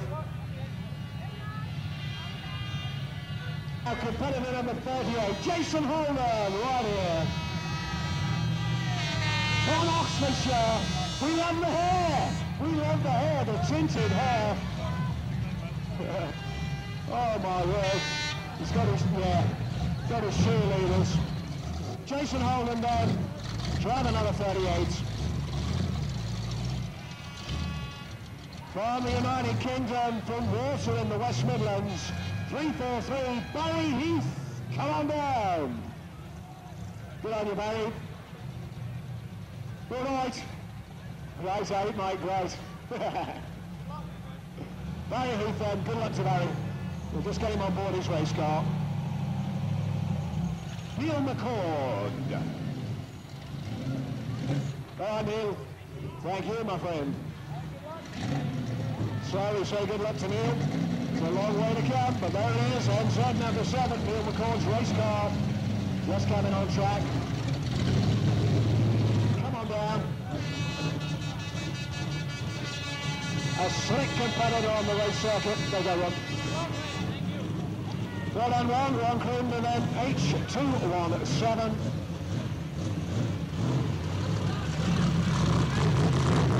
Getting towards the tail end of our start grid right now as we bring him on and on. 137, Andy Jacklin. Andy, of course, from the UK, from Stockport in Cheshire, where they fear no man. So we'll say good luck to Andy. We'll just wait for Andy's car to come out. 137 is race number. 337 Dave Willis. Dave from Bedworth in Warwickshire, a local boy, we love it. Well done, Dave. Dave Willis then, 337.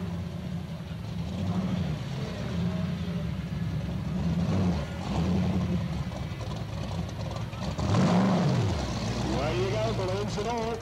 Gary Castell. Oh, Gary. It's the smile that means so much here. They look at all your faces and go, wow, I've never seen so many people. So good luck to Gary then. Driver 247. 73, Rob Cowley. Come on, Rob.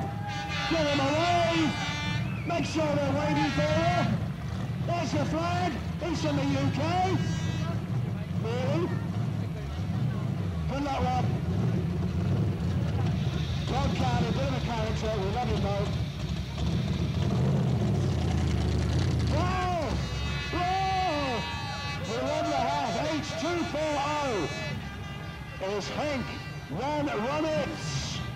Just love that wig. Seen nothing like it. Well, we have, but it was back in the 1970s. SA1 is Quinton Seaman. Good on you, Quinton. Come all the way from SA South Africa.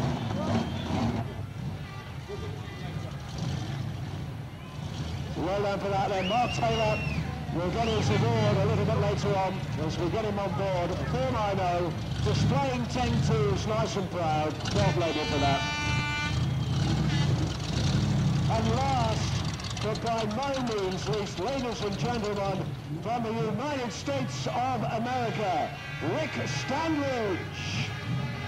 From the good old USA. Well done, Rick.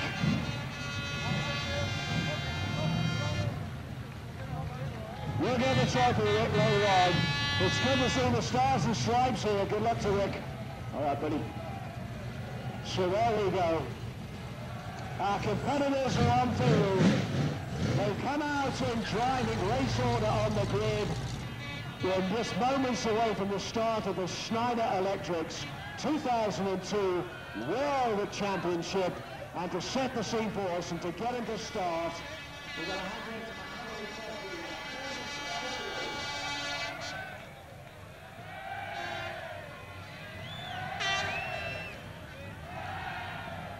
You're relaxed about this World Final, aren't you? I am actually. I can't remember ever being this relaxed about a World Final, and that's the truth actually. Had a great night's sleep last night. Usually I'm tossing and turning, but no, I feel great. Did something happen last week, by the way? Yeah, I went to my stag do actually, yeah, to Mallorca, and with quite a few lads, including some from stock car racing. We had a real good time. This World Final we talked about most of the weekend. You've had a brilliant season, obviously around Coventry. There's few that's faster than you. You must be. We'll just let them hand the prize back. Sorry. You must be have the car more or less finely tuned for you. I know you've changed the engines. Yeah, we've done an engine change and we've had a few setup changes recently, but we've sort of reverted back to our setup what we had earlier on in the season. So it was quick enough then to win. So maybe it'll be quick enough tonight. Maybe it won't. There's a lot of quick lads out there. The top 4 or 5 in the race, which are the first 2 rows and Peter Falding, I think. The winner will come out of them 5, I think, but I don't think there's a clear favourite out of any of them. If I was lucky enough to win the World Final, then obviously I would commit to do more meetings than I presently do. Perhaps not all the meetings, because that's very difficult, but I mean, we've not done so bad this year. We've had a bit of a break the last couple of months, but up until the end of the first part of the National Series, we did more or less every meeting and really enjoyed doing it because we've been chasing for points this year, and it's the first time I've chased for points for 6 or 7 years, and really enjoyed it, you know, watching the points from meeting to meeting. And I really hope that they don't abandon the idea and they do actually run the points championship to a reduced fixture list like they've done this year, because, you know, it'd be a shame if it reverts back to the old system. Probably the most relaxed man I've ever seen at a World Final. Johnny, it's nothing new to you, these World Finals, are they? No, I've been here once or twice, yeah. 6 you've won?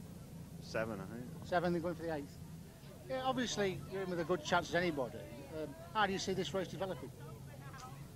There's been a lot of hype surrounding it over the last few weeks, so if everything goes as as they say, there's going to be lots of action, but these races often don't turn out as you expect, so I'll just sit back and see what happens, I think. There's lots of people saying they'd like John Lund to win the World Final because last time he won it, you weren't able to go out as champion because of the foot and mouth. A lot of a sympathy vote there. It'll be different this year if you win it, won't it, hopefully? Yes, definitely, yeah. I'd like to win it anyway because there's a lot of good drivers in it and it's good to beat them. I mean, it doesn't really matter to you whether it's tarmac or shale, you go well on both. The car's certainly dialed itself in well this year, hasn't it? We've spent quite a lot of time on it this year trying to get it to go well around Coventry. The first meeting this year was a bit rubbish, but we've got it better now, I think. I mean, obviously the family's all here, the girls, everybody, they love coming racing. And obviously been racing a very long time. I'm not saying that you're an old man or anything, but I mean, it must get more and more difficult to motivate yourself. Well, it's the people who help me and the family that keep me going, really, you know. They're also keen to get here, and so that's what... I mean, you must be quite a super fit guy because you've got a physical job on the farm all day, looking after the cows, up at before most people have gone to bed, and milking the cows, then working on the stock car, making the hay and everything else. You work tremendously long hours. How do you on earth do you cope? I don't know. You get used to it, I think, really. I sleep whenever I get the chance, though. We've noticed that sometimes on a rolling lap. Wake you up. I mean, a question we're asking everybody about this World Final is, if you don't win it, who's going to win it? Oh, there's about 30 other chaps out there who could win in there, really. Obviously, anybody off the first two rows is in with a good chance, and well, even further back, you know, Witts is back there, he's in with a good chance. There's a lot, really, anybody. I mean, you've obviously got tremendous sponsors that have been with you a long time. You probably want to say thank you to them, don't you? Yeah, well, without them, I literally I wouldn't have been racing now, definitely not. Brendan Mark is stuck behind me with the sponsorship since about 1986, you know. And others have come on board since, and every little bit helps. Last minute instructions being given to drivers, last minute look being taken at all the cars. But there's very little that can be done now. They've been working throughout the season for this. So, ladies and gentlemen, it's a last opportunity for you to let the drivers know who takes your fancy tonight. Once again, is it 515 Julian Raymond?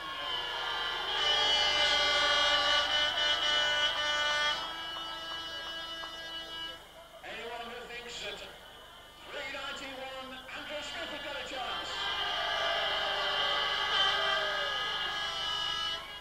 The defending champion will keep the goal. 318 Rob Speak.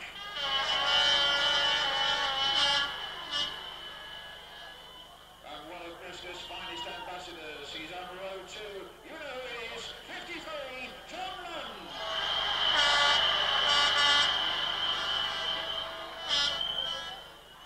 And from all our visitors from Holland, we'd like a nice big cheer for the two Dutchmen who are on row 3. So come on, everyone from Holland, let's hear it to Dirk Bernardus and Lou Robbers.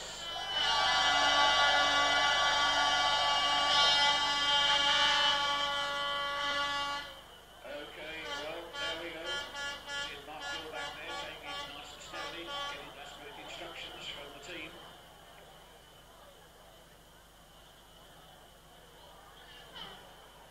The last of the mechanics now pulling off. Last photographs being taken. Mr. Starter taking his last walk around there to see that everything's all okay. Drivers belted in, helmets on. Well, just alongside you, as you saw on the parade there, Lundy's car refused to start. He had to be pushed out. And you think, what on earth that could be? But what a sort of bad vibes for him to come out and race. What do you reckon? Well, there's a favourite expression that's used in American sport called mind games. You reckon you just maybe? You reckon you're not Lundy? Everybody loves him. You wouldn't do that, would you?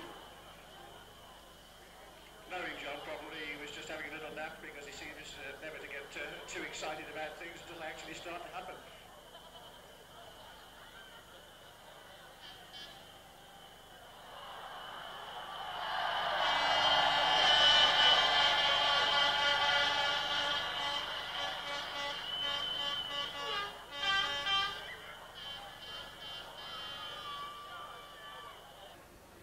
So just have a look at that, ladies and gentlemen. The cream of stock car racing worldwide lined up here at Coventry. So we're almost ready to start the 2002 World Championship. Gentlemen, are you ready? Start your engines!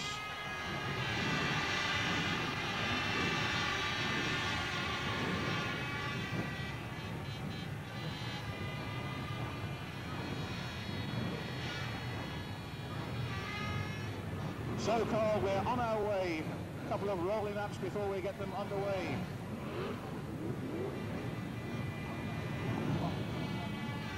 Ja, één opwarm ronde en dan gaat natuurlijk het spektakel van start. We zien hier Loop is aan de buitenzijde op de derde startrij.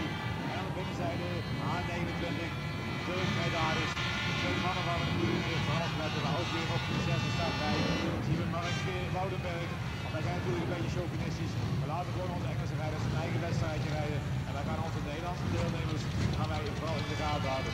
En wat kan Ron Bonen doen op de achterste startrij samen met iedereen op de achterste natuurlijk Ron Bonen, maar dan Henk en Ron is allemaal achterin. Natuurlijk in een slechte start. Oude Dijlsma zit daar nog tussen. Maar we gaan natuurlijk vooral kijken naar de kopmannen. Wat doet Frankie Weber? Wat doet Rosspier? En die Smith en Johnson. Van wij dat op Burgenaar is en dan Roms en onder andere jongens. En we gaan natuurlijk al wat we kunnen aanmoedigen. Weer een goede positie aan het einde van de kaart krijgen. And so the cars move on slowly around the circuit, the pace being set. Andrew Smith and Junior Wayman. That second row looking particularly volatile over there at the moment. What's going to happen as they go into that turn? One can't, of course, put aside Mr. Gilbank there, car number 21, or Peter Foulding, because both of them know how to use those front ends. It could be quite interesting. Here they come, ladies and gentlemen, slowly into turn 3, coming under the orders of Mr. Starter in just a few moments. The field as predicted, as in the book. It's all there, the foreign entrance gridded by Times Trials earlier this evening. It's a slow, steady run out of that turn. Mr. Starter keeping a wary eye on things. Slowly but surely coming out of that turn. Keep your eyes on that green flag. It's steady and it's down and we're underway. And it's Andrew Smith who goes away there. Into the fence down now, on that turn they go. It's Andrew Smith who's leading in car number 391. With Rob Speak in car number 318. Junior Wayman just behind him. Oh, and in goes the bumpers on that turn there. And away goes Andrew Smith. The minute he recovers and comes back in the line. It's still Andrew Smith with Junior Wayman right on the inside. Speaking clipping the fence there. Peter Foulding goes through on the inside. Peter Foulding right to move up. Speaking goes out a little bit wide and loses ground there. Gets caught up. The defending champion gets caught up on that bottom turn there with that huge rate of cars. The man has pulled right away. It's Andrew Smith in car number 391. With Peter Foulding in car number 33. John Blunt in third place in car number 53. Starting up here again, it's Andrew Smith in car number 391, Peter Foulding in second place in car number 33, John Blunt third in car number 53. The car's been sorted out on that turn, then away again, still Peter Foulding in car number 33 from John Blunt in 53. And it's Wade Jellows, Mr. Starter please, Wade Jellows. So we've got a Wade Jellows situation earlier on from over there. It looks as if it could be Owen Beersma who's in trouble over there in number H3. He went in rather hard down there.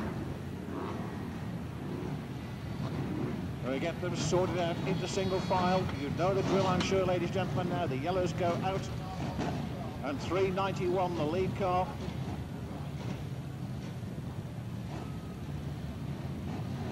So Mr. Starter bringing him to a halt. 391, remember, as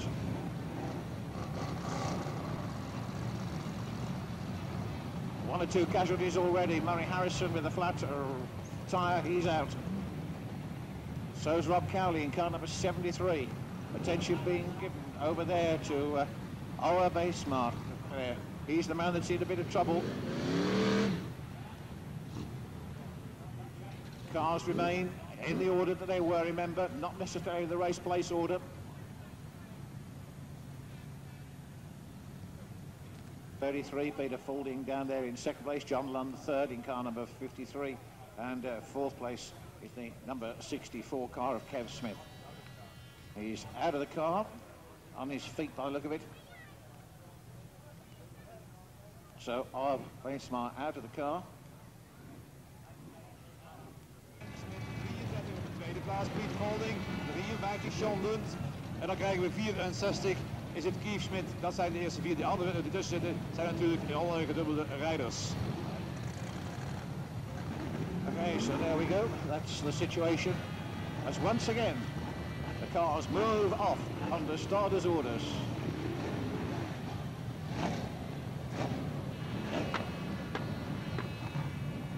Move over to car number 822 there, using Rockwitz as a bit of a break on that occasion. 29 is there, and Pink Young runs at the back, car number 240.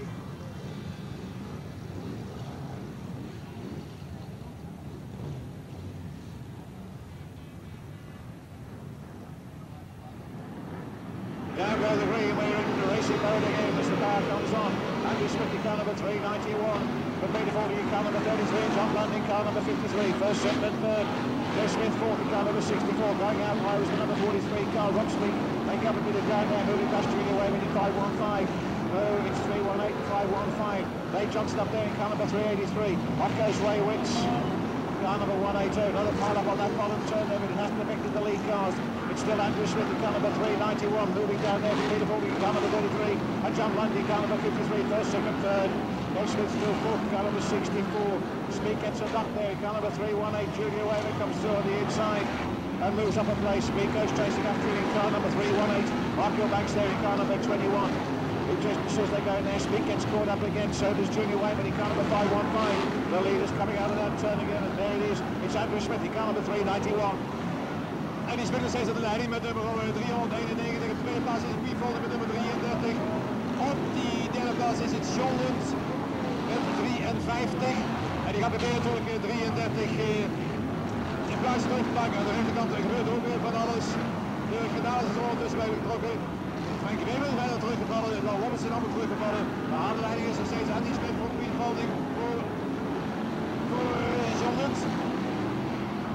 So there's still coming through there. There's Andrew Smith in car number 391, opening up a big lead.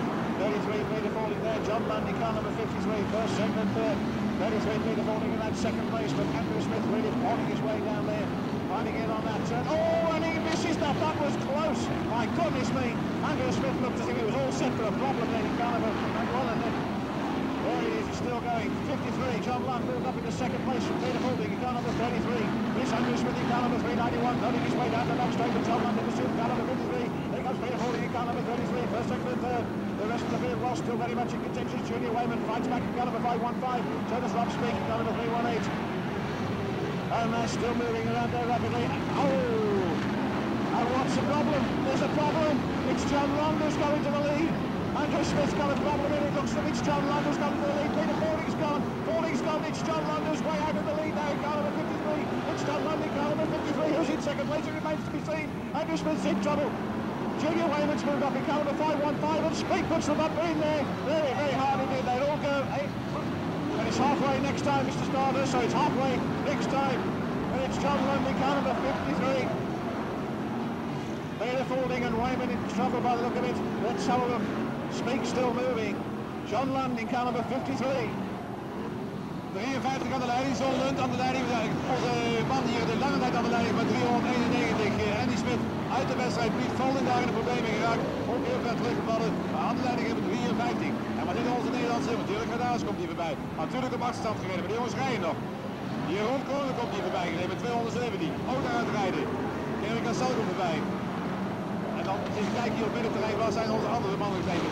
Piet Golding is eruit met 53 aan de leiding. John Landing car number 53, he's moving rapidly down there, got a very substantial...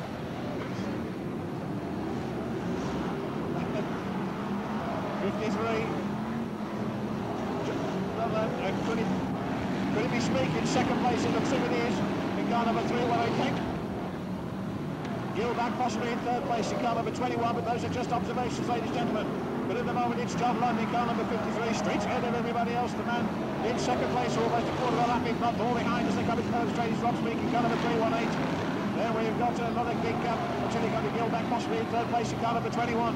We're into the second half of this event and John Land has done it again, or will he do it again? keeps them foot hard down on the loud pedal, going all the way round there. Just a tyre over there, just keep it steady there as we go through. Rob Speak still there in car number 318, we're moving through this one. John Lund in car number 53, there he is, making his way around there without too much trouble at all. Streets and streets ahead of the van in second place, which is Rob Speak in car number 318. Goes 53, 318, possibly number 21. Please note, just observations, ladies and gentlemen, because this has been a hectic, hairy affair. We just keep our eyes on them as they come through to the final stages. Still quite a way to go yet. Nou, zou dat toch weer wel lukken deze keer met dat nummer 53. Onze Rotterdam natuurlijk John Lund. Deze wedstrijd in de finale op zijn naam gaat brengen. En daarmee het wereldkampioenschap pakt natuurlijk voor de grote favorieten. Frenkie Weber en Andy Smit. Op de tweede plaats is met nummer 318 Rob Speak. Op de derde plaats is met nummer 21 Mark Gilberg. Dat zijn de eerste drie. Nog 5 ronden gaan, 53, 318, 21. So it's 5 laps to go next time, ladies and gentlemen. Thank you, Carl. This has been quite an interesting one, in more ways than one. Well, with 5 laps to go, we have a nog 5 ronden te gaan with John Lund in the lead in car number 53. Green 5 John Lund, the Koploper, into 3 and 4, coming back into the home stretch underneath the starters. Rostovich, John Lund in car number 53. Is he going to pull this one off again? He looks well placed to do so. Rob Speak in second place in car number 318. Extremely good, incredible performance. 3 laps to go. Absolute mayhem, as you can see on the track. There's Lundy, car number 53. Speak comfortably ensconced in second place. And there's all sorts of things. And John Lund gets through. Has a problem on that bottom turn, but he gets through. My goodness, that was another heart-stopping moment. This one has been full of them as they come with just 2 laps to go. Still Rob Speak in car number 53. Keeping an eye on the situation over on that far side. Car number 53 goes down there. It looks like it opened. We got a little bit of a problem down there as 1 or 2 more cars get involved. And we got onto the last lap. We got to the last lap. John Lund, is he going to pick his way through there? He's fighting his way through. The last lap board goes out. It's John Lund, surely in car number 53, looking all set to take this one. Mr. Starter gets the checkered flag, and here he comes out of the turn. John Lund, ladies and gentlemen, in car number 53, crosses the line in first place. Carl. Ja, hij heeft toch weer geflikt hoor. Hij heeft toch weer gedaan. John Lund heeft hier de wedstrijd bestaan te brengen. Hij had nog genoeg voorsprong mee op te bouwen, want aan de overzijde raakt hij even de problemen. Maar zijn voorsprong was voldoende. Hier komt hij erbij, staat de finish. De nieuwe wereldkampioen 2002. Nummer 53, John Lund. So there we are, ladies and gentlemen, the now 8th times world champion, 53, John Lund.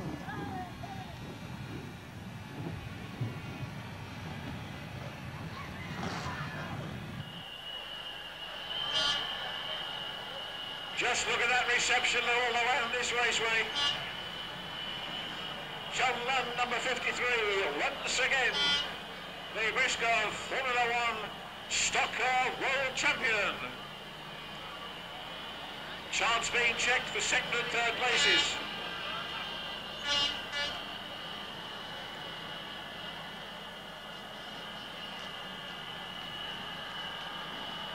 We'll check for second and third places just as soon as we can. And here he comes, ladies and gentlemen, the 2002 Formula 1 World Champion, from Kilo, John Lund.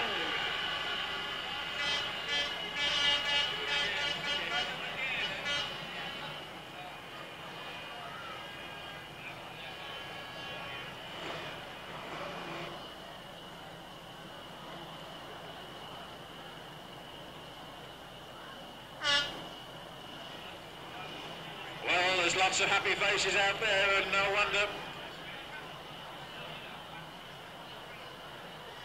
John Lund, who's been one of the greatest ambassadors of the sport, does it again.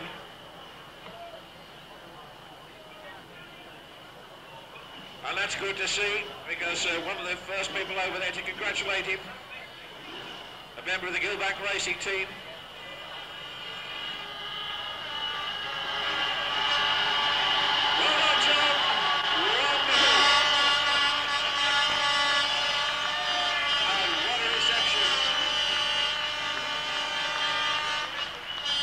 Well, you're all going to get a pretty good chance to see him because he's going to be coming round riding high in the air.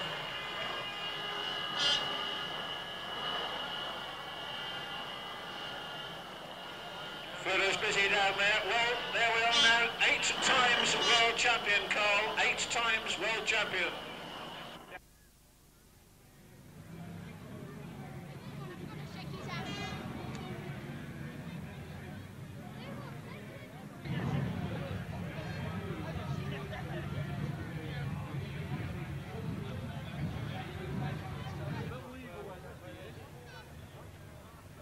Speaking of 3-2-1, we're bringing through the archway of fame right here on the Schneider Electric's World Championship night. In third place, ladies and gentlemen, your appreciation for driver number 21, Mark Gilbank. Come on, Marky. Mark Gilbank then in third place for Mark. That's no mean feat from this lineup.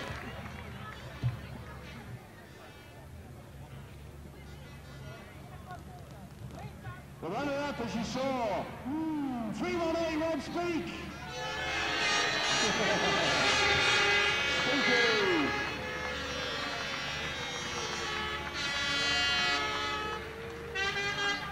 Ladies and gentlemen, the Schneider Electric's world champion is John Lund.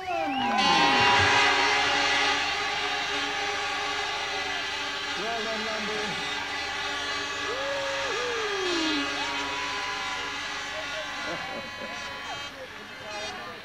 All right, we're just going to keep the drivers there while they pick up their awards.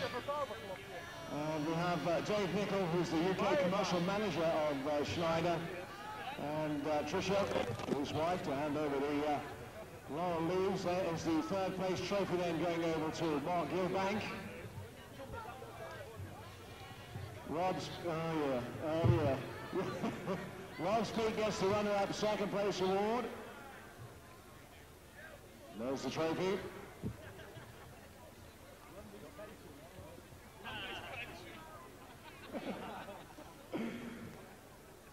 Ladies and gentlemen, the world champion. How many more times are you going to win this? John Lund!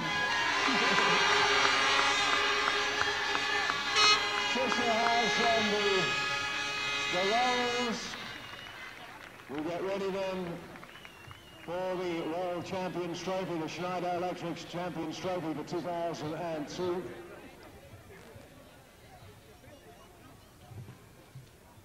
There it is. The legend on four wheels wins it. John, you got to hoist that as high as you can. 8 times a world champ. Lundy's pension, we've called it. Can you lift them, John? Yeah. Whoa! There goes the celebration confetti. Rob Speak's dandruff, really. Oh, God, I know what's coming now. All right, so the boys have got the champagne, and we know what they do with it. Oh, why don't we shake it up a little bit? Let it go! There she goes! Woo! Let me get a right earful of that.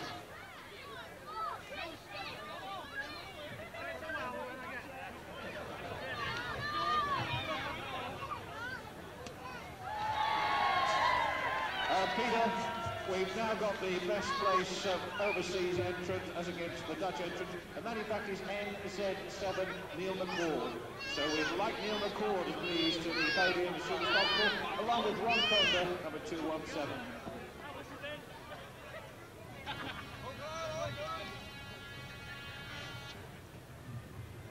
Ja, en de beker natuurlijk voor de beste Nederlandse rijder is voor... John, what a night. Absolutely brilliant night. Absolutely fantastic. As well as the stock cars, it's my son's 18th birthday tonight, and I think that's a great present for him, isn't it? Isn't it ever? We said that this is becoming your pension. Pension fund, I'll have to win a few yet. 8 times a world champ, John, there's no stopping you. Oh, there will be some time, I reckon, yeah. Not yet, my friend, not the way you go tonight. Oh, a bit of luck, I think, as well. Well, that's always going to happen, isn't it, no matter who wins? I was a little bit worried for you when your car wouldn't start. Was that just you? No, it wouldn't start. I was a bit worried too, yeah. What was it, you know? No idea. Got a push and perfect after that. Well, last year wasn't all it should have been because of various things happening. You got your car stuck, but has it made up for it now? Yeah, absolutely brilliant. Yeah, definitely. We love you as a champ. Thank you. Ladies and gentlemen, the world champion, John runs a phenomenal 8 times. He has taken the world crown, and he does it again tonight. Well known to Speaking there in second place, Mat Gulikers in third position.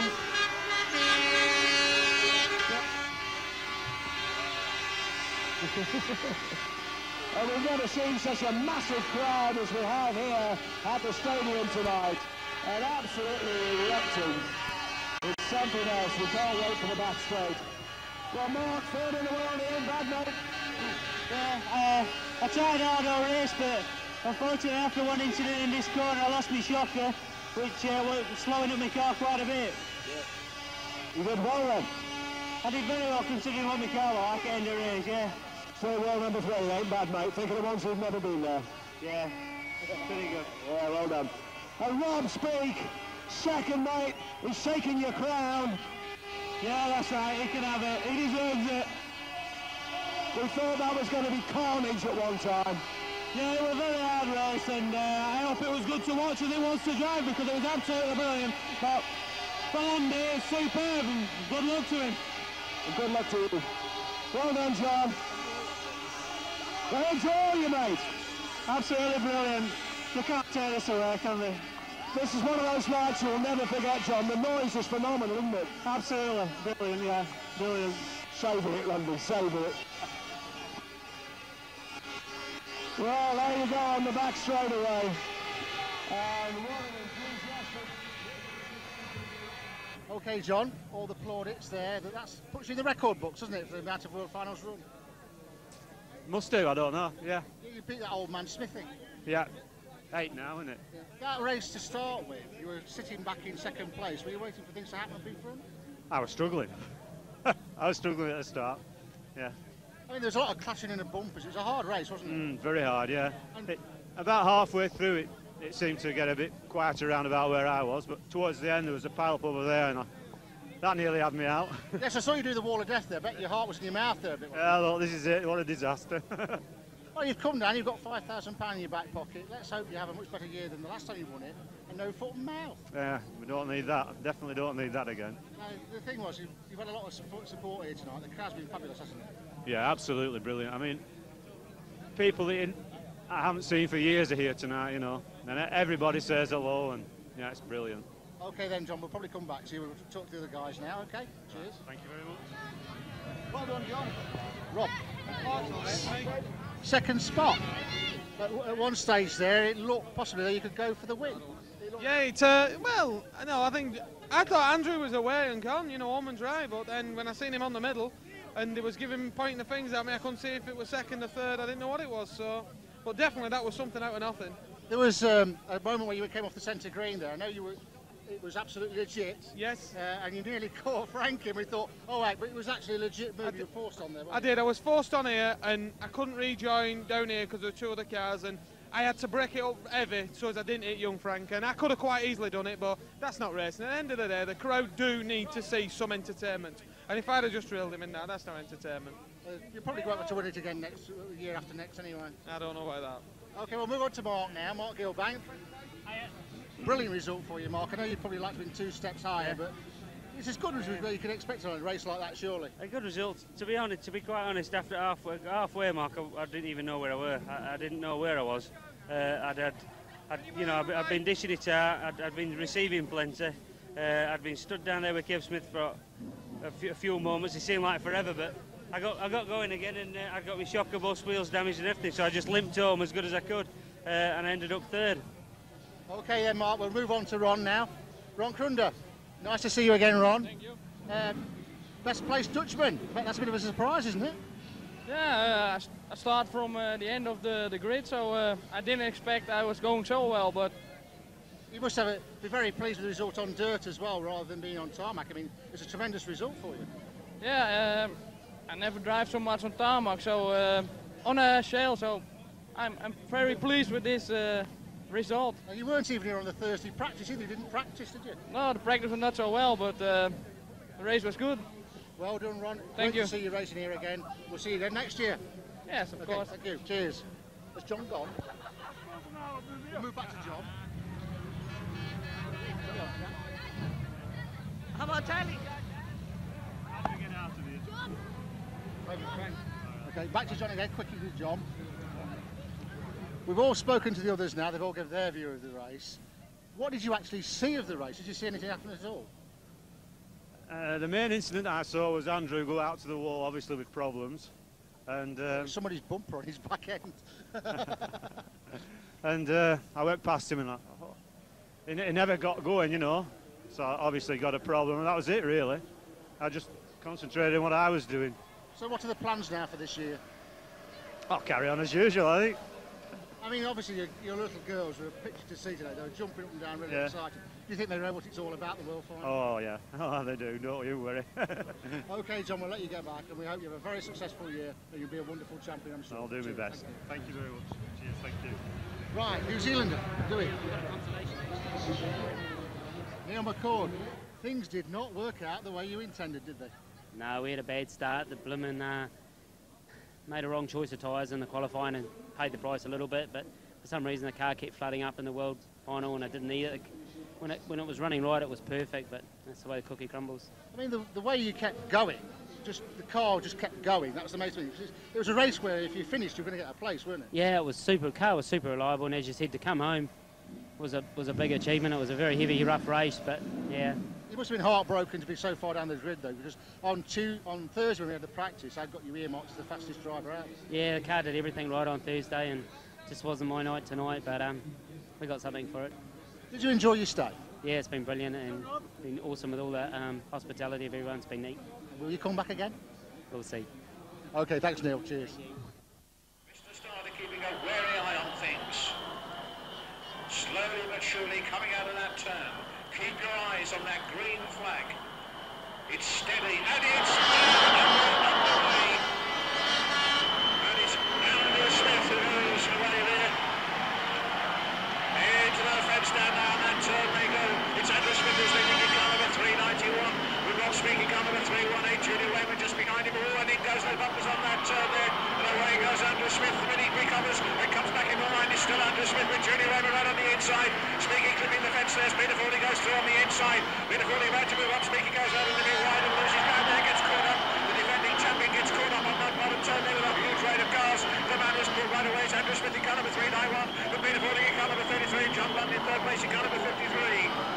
They're starting up here again. It's Andrew Smith in car number 391. Peter Foley in second place in car number 33. John Blunt third in car number 53. The car's been sorted out on that turn. Then away again. Still Peter Foley in car number 33 from John Blunt in 53. And it's wave jellos, Mr. Starlin, please, wave jellos. So we've got a wave jello situation earlier on from over there. It looks as if it could be Owen Bear Smart, who's in trouble over there in number H3. He went in rather hard down there.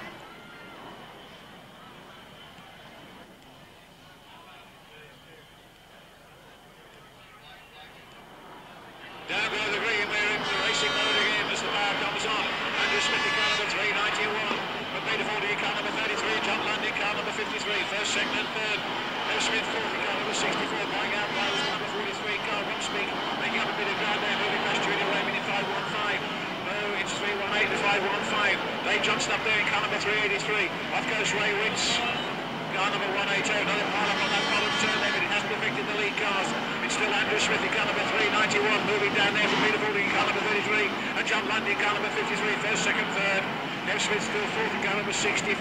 Speed gets a knock there in car number 318.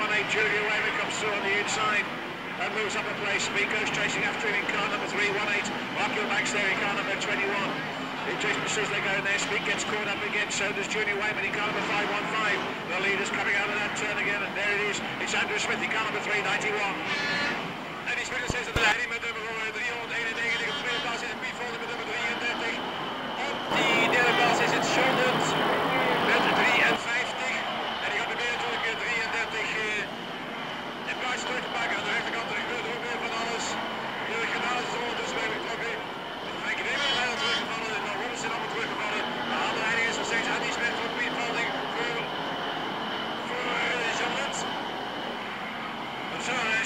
clear through there. There's Andrew Smith in car number 391, opening up a big lead. 33 metre falling there. John Landy, car number 53, first, second and third. 33 metre falling in that second place, but Andrew Smith really pawning his way down there, finding it on that turn. Oh, and he misses that. That was close. My goodness me. Andrew Smith looked as if he was all set for a problem there in car number 91, and then there he is, he's still going. 53, John Land moved up into second place from Peter Fielding in car number 33.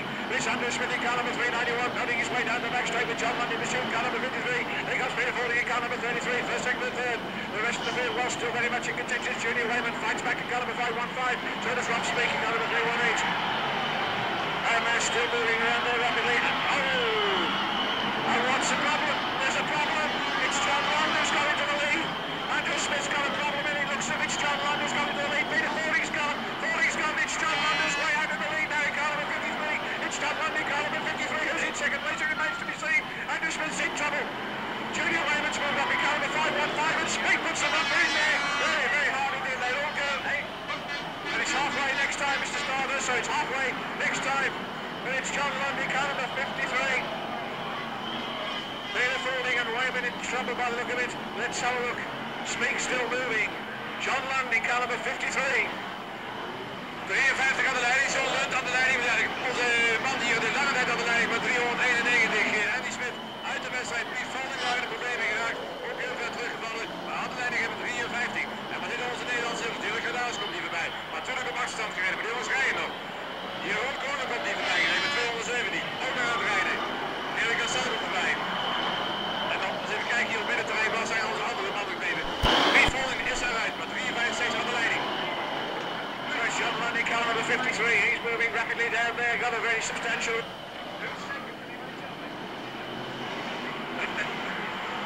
53.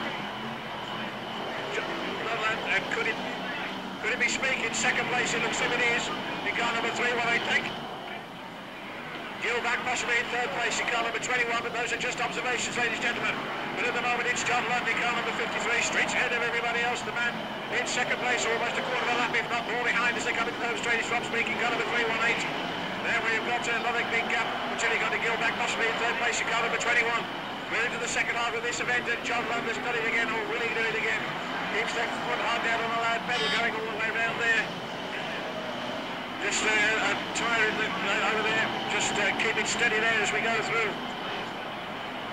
Rob Speak still there in car number 318, we're moving through this one. John Land in car number 53, there he is, making his way round there without too much trouble at all. Streets and streets ahead of the man in second place, which is Rob Speak in car number 318. There's 53 and 318, possibly number 21. Please note just observations, ladies and gentlemen, because this has been a hectic area fair. We just keep our eyes on them as they come through to the final stages. Still quite a way to go yet. Ja, zal dat toch weer wel lukken deze keer met de nummer 53. Onze Rotterdam natuurlijk Sheldon deze wedstrijd in de finale op staan te brengen. En daarmee het wereldkampioenschap pakken natuurlijk voor de grote favorieten. Frankie Wimmer en Andy Smit. Op de tweede plaats is met nummer 3 al uit hier, Rob Speak. Op de derde plaats is met nummer 21 Mark Gilbeck. Dat zijn de eerste reuring. Met 500 gaan 53, 3, 18, 21. So it's 5 laps to go next time, ladies and gentlemen. Thank you, Carl. This has been quite an interesting one. In more ways than one. There is 5 laps to go. They have a North 500 to hard with John Land in the lead in car number 53. 53, John Land to Bob Lauper. Into 3 and 4, coming back into the home stretch and underneath the starters roster. It's John Land in car number 53. Is he going to pull this one off again? He looks well placed to do so. Rob Speak in second place in car number 318. An extremely good and creditable performance. 3 laps to go.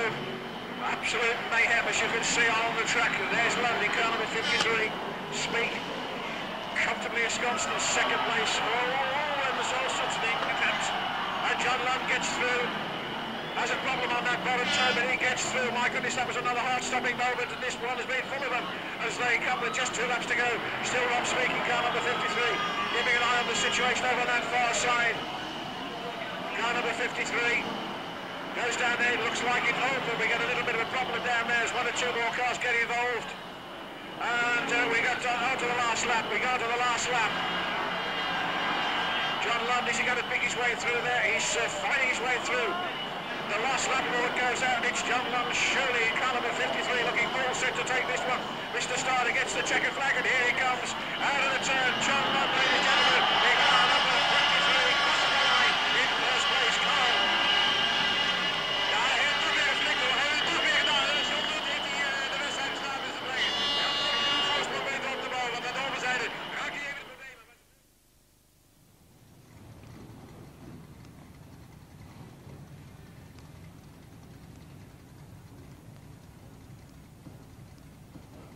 So we move on to the consolation event, ladies and gentlemen. Last opportunity for those that have not yet done so to qualify for tonight's grand final. Racing for the Modicon Trophy. The consolation event, the Modicon Trophy.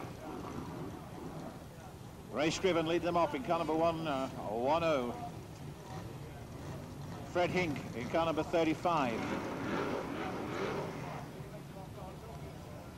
263, Paul Phillips.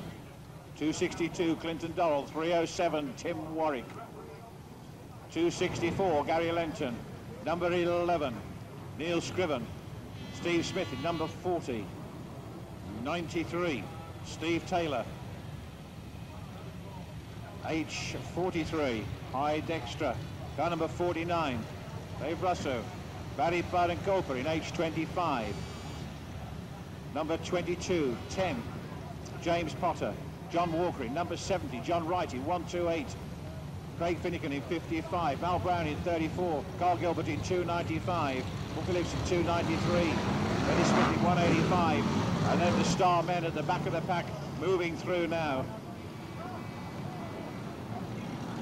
Ja, 4 Nederlanders bij de start voorbij. 25 bij de paarden komen, 25 Fred Hink, 55 Brisca met 43.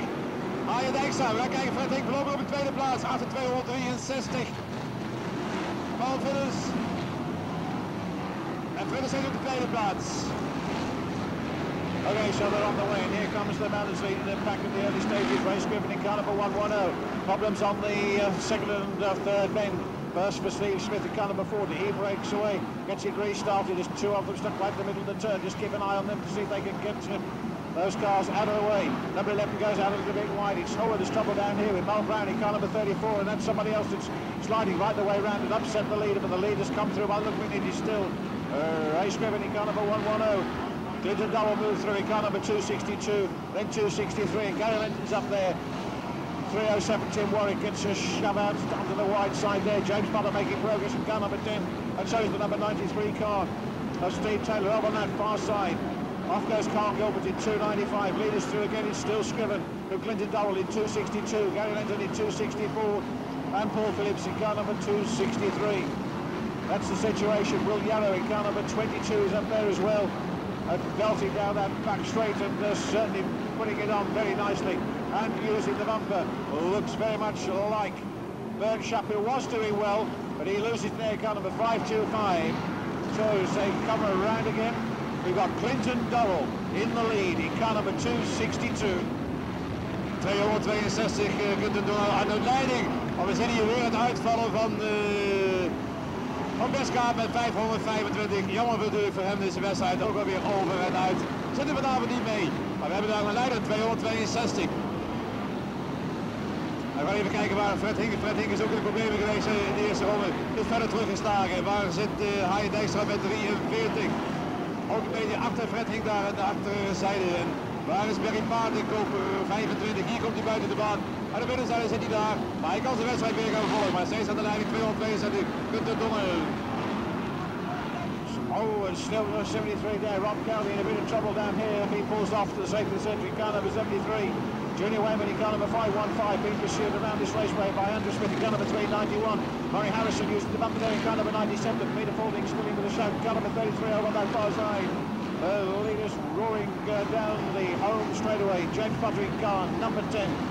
He gets himself caught up there. Number 22 goes down that far side. Will Yarrow.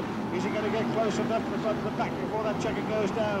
Still sorting each other out as Dorrell in car number 262 leads for what looks like Linton in car number 264.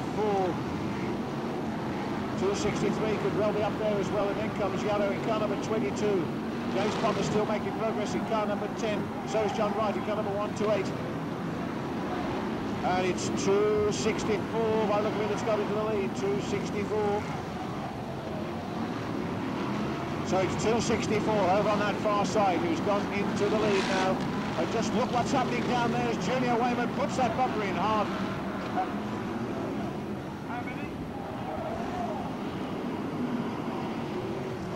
So they're moving through there. Oops, straight in.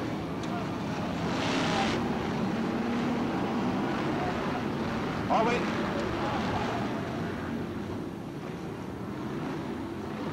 So Junior Wayman, you come to the phone. 3 next time, Mr. Starter, please. 3 next time. 3 next time.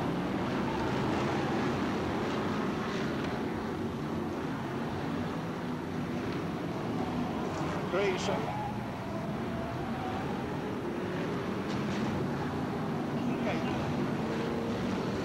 So we keep it running then as they go around there. The 263 car in a bit of trouble over that far side. And the leader.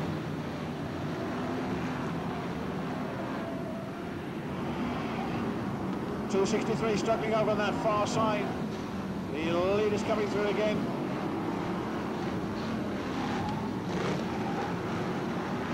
Wayman the leader. Car number 515, the lead car over on that far side. 515. Coming down the back straight into, and straight in there. That could mean a change, de Volding goes into the lead, car number 33. Ja, er gebeurt van alles in deze race. Het is moeilijk bij jou, zelfs de jury hierboven kunnen we bijna niet volgen. Maar in ieder geval dat nummer 33 voorlopig hier aan de leiding gaat. Piet Volding wordt gevolgd door Frankie Wayman junior met 515. Piet Volding, hier komt hij voorbij, staat de finish. Met nog 1 ronde te gaan. Maar het is Frankie Wayman die op zijn bumpertje zit. En die probeert natuurlijk, ja, daar gaat hij. Piet Volding naar buiten en Frankie Wayman die gaat deze constellation hoogschijnlijk winnen. Of kan Piet Volding terug op de allerlaatste ronde? Voorlopig Frankie Wayman voor Piet Volding. But so it all happened there right on that first and second met. There's the checkered flag and it's going to be Junior Wayman in 515. But 33, Peter Volding in that second place. Raywit's got to be up there somewhere. 1 or 2 more to come across the line, but that was a hectic consolation event, and that there is no doubt. Still waiting for 1 or 2 more to come through. That'll do us. Reds, Mr. Starter, please. Reds, if you would.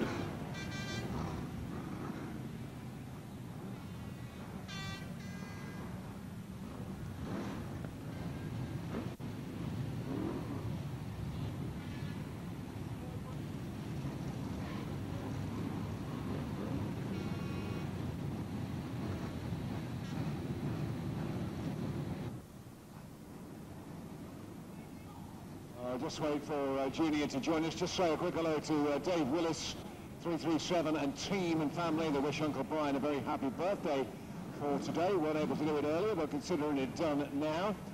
As we meet and greet the winner of the consolation final, ladies and gentlemen, here he is again, 515, the Brandon Bullet, Junior Wayman.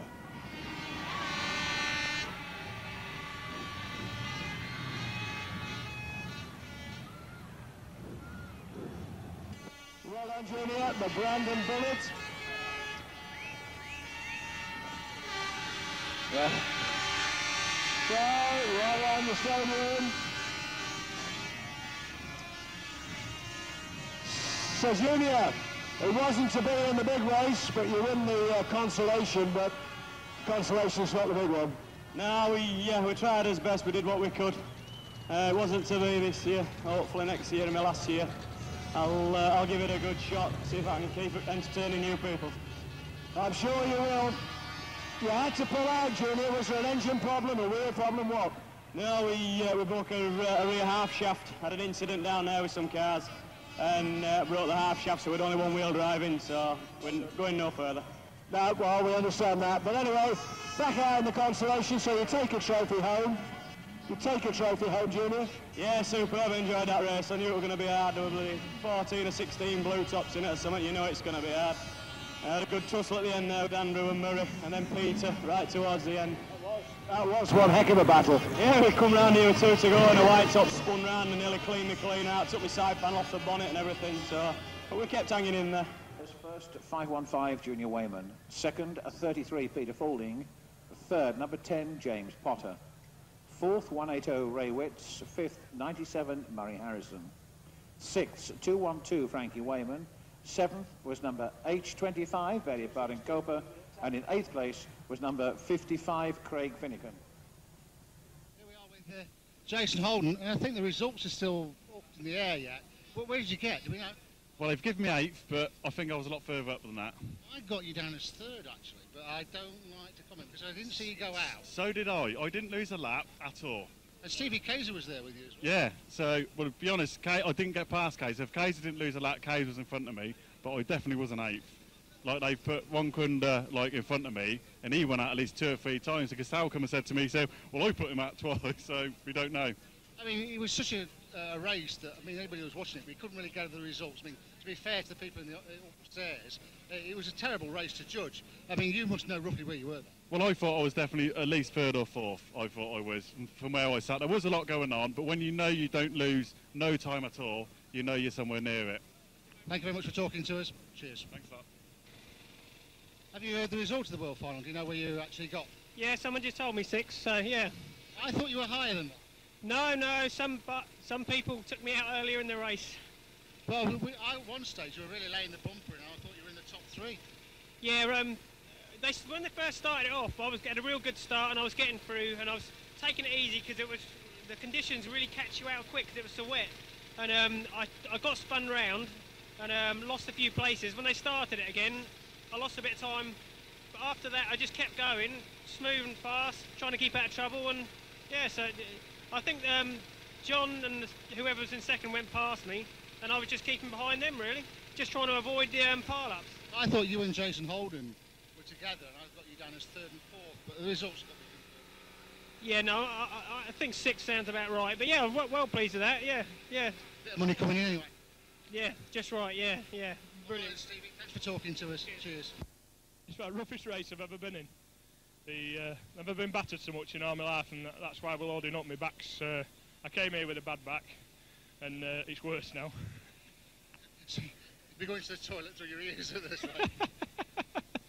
Well, I went in pretty hard here, down here backwards. I've hurt my back. It winded me, and the back of the car, the back of the chassis is slightly damaged. Nothing much. We can repair it, but we're calling it a draw. Drivers quit. Okay, then, thank you very much, Andy. Cheers, Steve. Okay, the bumper was going in. Kevin Smith was about. What do you think of the race? Well, good race. Enjoyed it. What position did you get? Do you know? Well, I know what I got, but what they give me is somewhere else. But they'll sort that out. That's fair enough. Where did you think you came? Well, I know I was definitely 4th, not 5th, but I've been told by other people I got 3rd. I mean, there were certain people that weren't in place that they were. But there's a complaint gone in about it, so they're going to watch video and they'll find out for sure. They're watching our video.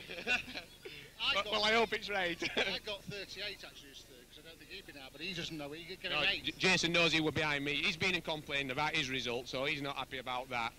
And a couple of places that were in front of him, so we were both complaining about the same person as one of them, so. It was a Kev Smith sort of race though, wasn't it? Yeah, it was ace, it was hard, it were good. I thought at one stage the leader, who was Andy Smith at the time, was going to feel the wrath of your bumper as he came by you. He got a little dink, and Wayman got one. I tried all of them as they come through, really, but, you know, biggest one were on this one here, but I got it wrong and climbed all over them, so, but, you know, you've got to try, haven't you? Thanks for talking to us, Kev. Okay, Steve. Live and Pleasure. good race. Cheers.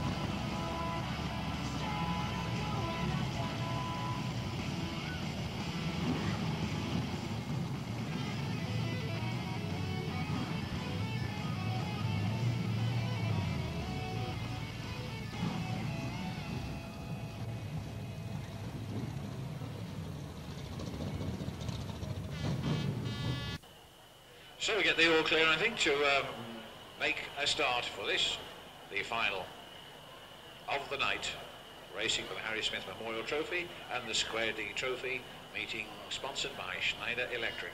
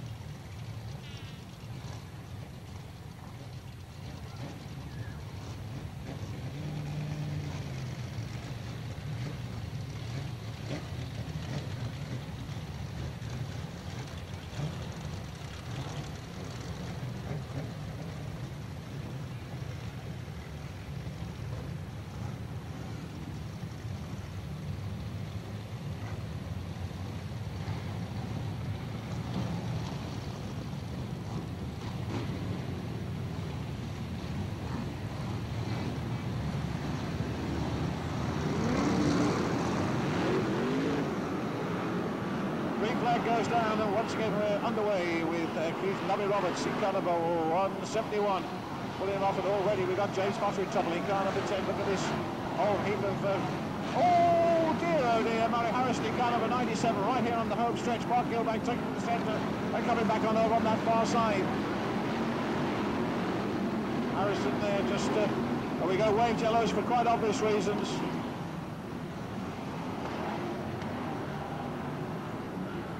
Wave yellows because Murray Harrison there spinning that car and getting clobbered and leaving it broadside right across the track.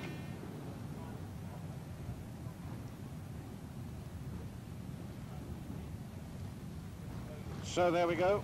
The cars are brought to a standstill in the order that they were, and now move off.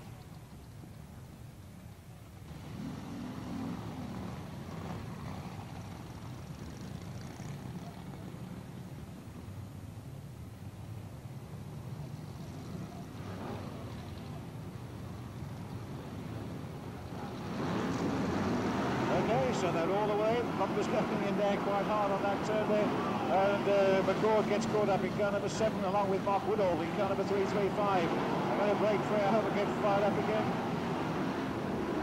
McCord fires up and he's all well away. More trouble on that bottom turn as Dave Johnson in car number 383 gets sideswiped by number 380 car, Steve Kaiser. Looks like we've got someone going into the lead straight away there. That could be Stuart Finnegan in car number 155 from 171 and 242. Oh, at 29 gets caught up there. Both of them getting caught up on the fence over that far side. The two overseas visitors really getting caught, and there's another one done as well, 276. Will they be able to break free over there on that back straight? They've gone all the way down that far side. It's 155, 177 and 242 in first, second and third places for Mick Harris in car number 8. Still keeping out of harm's way. Oh, and in there, Peter Fording gets caught right in there, car number 33. Rob Speak fires up again in car number 316. Jimmy Way was broken away. Oh, and there's a little bit more bumper work going on just a little bit further behind, and the man on the receiving end, which we'll catch in a moment, was in fact Kev Smith in car number 64. It was Derek Fairhurst who whopped it in, getting cars put all over the place. NZ7, Neil McCord pulls off to the safety of the centre. Peter Fording stuck right in the middle of the track in car number 33. But it's 155, the lead car over the far side from 242 at number 8 and 171. And we need wave yellows, Mr. Starder, because of the situation with Peter Fording in car number 33.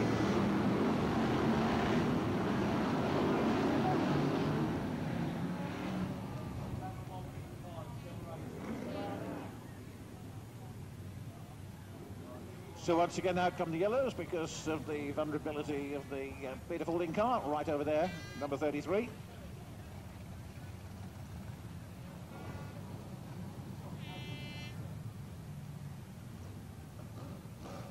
De eerste keer was het hier met 97 Murray Harrison. En nu dan Piet Fording in de problemen. Ja, dan moet de wedstrijd even voor gelijk worden. We hebben ook gezien dat het... Stuart Finnegan in 155 leading the pack.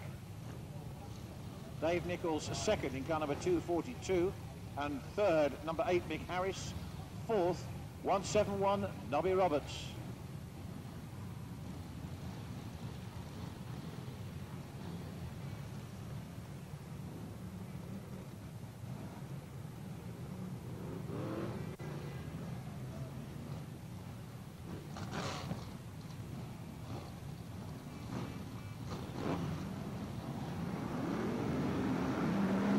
flag goes down again.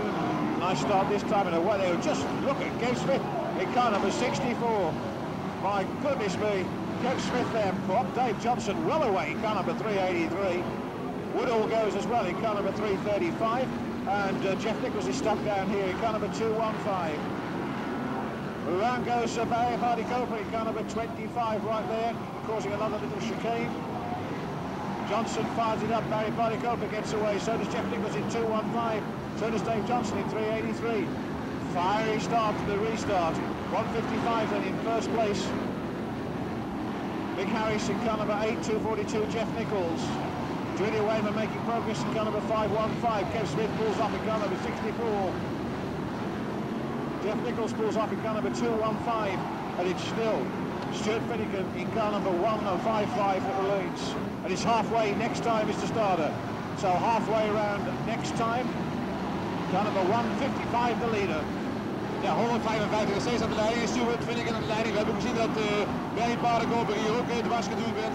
Ja, er gebeurt hier natuurlijk van alles. Dan moet je natuurlijk tussenuit zien te blijven, maar dat lukt natuurlijk niet altijd. Maar Bardi-Coper is door ook Dirk gedaan. Is met nummer 29 komt door. Aan de leiding nog steeds Stuart Finnegan. So Finnegan there as we move into that second half now quite quickly. Finnegan still there in car number 155. Reasonable lead on the rest of the pack. He goes belting down that back straight. We got Mick Harris there in car number 8. And Gary Castell might well have come through in car number 242. Bumper still going in. It looks as if it was Potter on that occasion. In car number 10 trying to do a whole heap of no good to the number 515 car of Junior Wayman. Junior Wayman in turn dogging the number 242 car of Dave Nichols. No change up front. It's still the 155 car that leads. Comes out of turn 4 down the hole straight away underneath the starter's rostrum.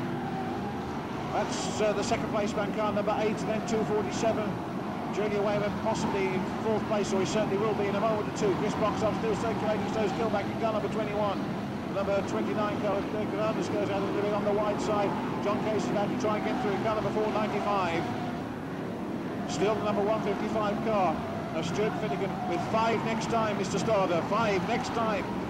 Ja, met 5 ronden te gaan hebben we natuurlijk steeds 105 bij Stuart Finnegan aan de leiding. Op de tweede plaats is met nummer 8 is het Igor Hennis. Tweede plaats op de derde plaats 247. Kerwin Castell, dan krijgen we Frankie Wayman 242 op een vijfde plaats, maar aan de leiding 155. We hebben nog 400 te gaan als we hier doorgaan met 155, 8, 247, 515. Into the closing station, this one then with just 3 laps to go. Next time it's still Stuart Finnegan in car number 155, leading the pack. Comes roaring through. The distance hasn't narrowed at all between first and second places. Mick Harris going well in car number 8, so's Gary Castell in 247.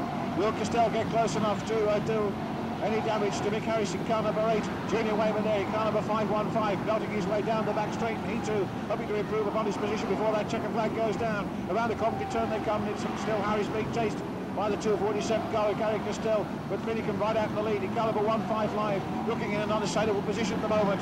Harris still up there in car number 8, doing well from Castell in car number 247. Junior Wayman still closing up on the third place, but in car number 515, but it looks as if it's going to be Finnegan.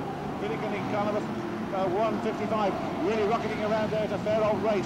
Harris in car number 8, holding onto that second place. He goes into that top turn, no problems at all.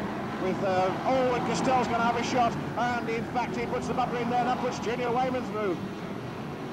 Yep, puts Junior Wayman through in car number 515. Right on the last turn, a sudden change as the bumpers went in, the flag went down. All clear for Stuart Finnegan in car number 155, but then the changes took place on the top turn there, bumpers going in, and there was a definite change to second, third, fourth places all of a sudden.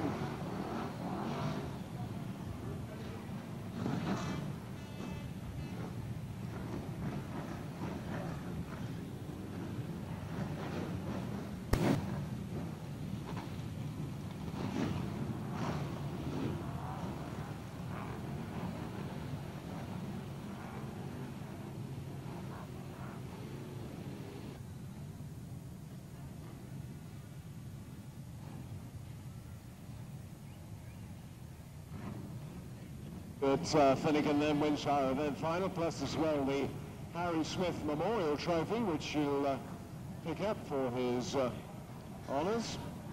Liz Marriott.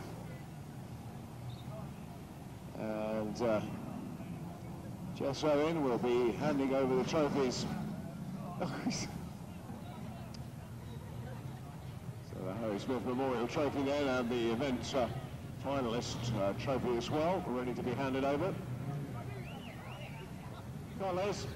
Ladies and gentlemen, 155, Stuart Finnegan. 2 wins tonight for Stuart. As he comes on right, there it is. The hat goes on. The laurel leaves go over. The Schneider event trophy, the Harry Smith Memorial, will be the big gold cup there. It goes to the winner of this event.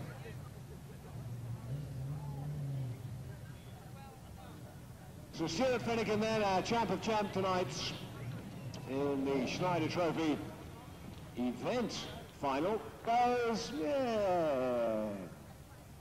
Nice one, Stuart, well done. Well, the Finnegan name's quite significant round Coventry, with your Uncle Bert doing well. You seem to be following the right steps now. Yeah, I was slowly but surely getting to grips with it now. I'm really starting to enjoy it, so. I should think you've won 2 finals in 2 weeks, 2 heat finals in 2 weeks? Yeah, I was about to retire. I've got everything up for sale. I was sick of it, and everything's come good now, so brilliant. I bet this car won't be sold now. I've got a feeling it won't be. I don't know, if someone offers enough money, it can go. It's been put up, I mean, if somebody came off with the money, you'd go, but you've got something else under construction, haven't you? Yeah, I've got a space frame car as HCD's putting together for me, which I should have out for next year, hopefully, so. Making the transporter and everything else, just there ain't enough time to do everything. Yeah. Did you watch the world final? What do you think of it? First few laps were good, but Lundy proved again he just hung back and waited and took his chance, and brilliant, really. The bloke deserves it, he's been doing it that long, fantastic. One of those races I think I would rather watch than be in. Yeah, it looked a bit hectic, didn't it? OK, Stuart, we'll let you get back to the pits. Very well done, heat and final. Not bad for the Finnegan name, is it? No, brilliant, got to keep it going. Well, thanks a lot. Cheers. First across the line is number 155, Stuart Finnegan. Second, 515, Julia Wayman. Third, 338, Chris Broxop. Fourth, 21, Mark Gilback. Fifth, 247, Gary Castell docked 2 places for excessive use of the infield. He was followed in 6th place by number 8, Mick Harris. 7th, 242, Dave Nichols. 8th, 318, Rob Speak. 9th, number 2, Paul Harrison. And in 10th place was car number 38, Jason Holden. From the top again.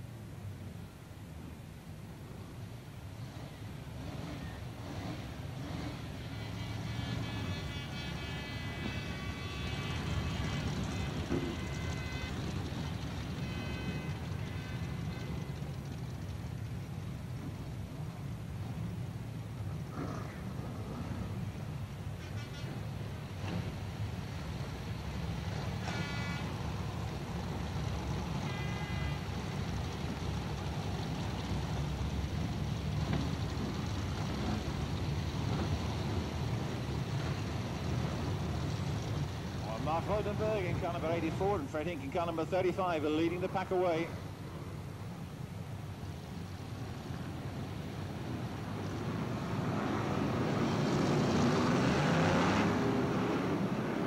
Green flag goes down and they're underway, moving down into that first turn. Who's going to get round there without any problems?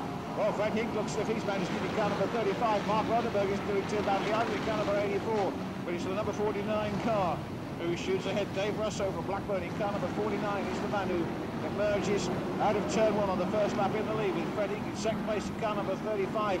He's just about to use the bumper on Russo in that car. Lenzer going nicely as well in 264. Mark Odenberg in car number 84. He's having a little go. Just oh, and loses it on that turn. There goes hitting around and joins the already parked up 55 car of Craig Finnegan. So it's Russo in car number 49 from Fred Hink in car number 35. Away goes the 146 car of Alan England. Getting up close there. Oh, and he's taking the long line around that parked up 55 car. So it's 49, 264, 35. And Will Yarrow in car number 22. That looks, if that's the lineup, but it's Russo in car number 49, who's way up in front from Hinky.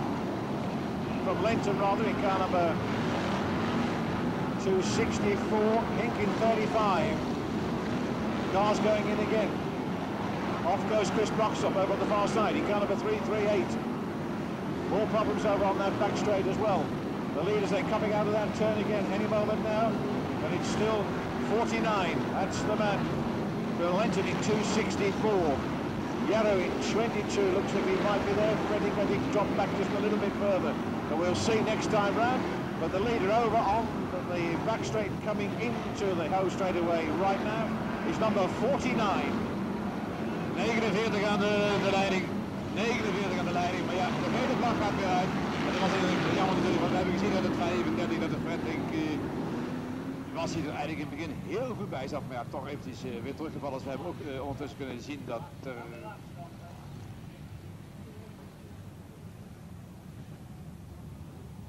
Ja, we krijgen weer een herstart met natuurlijk met nummer 49 straks aan de leiding.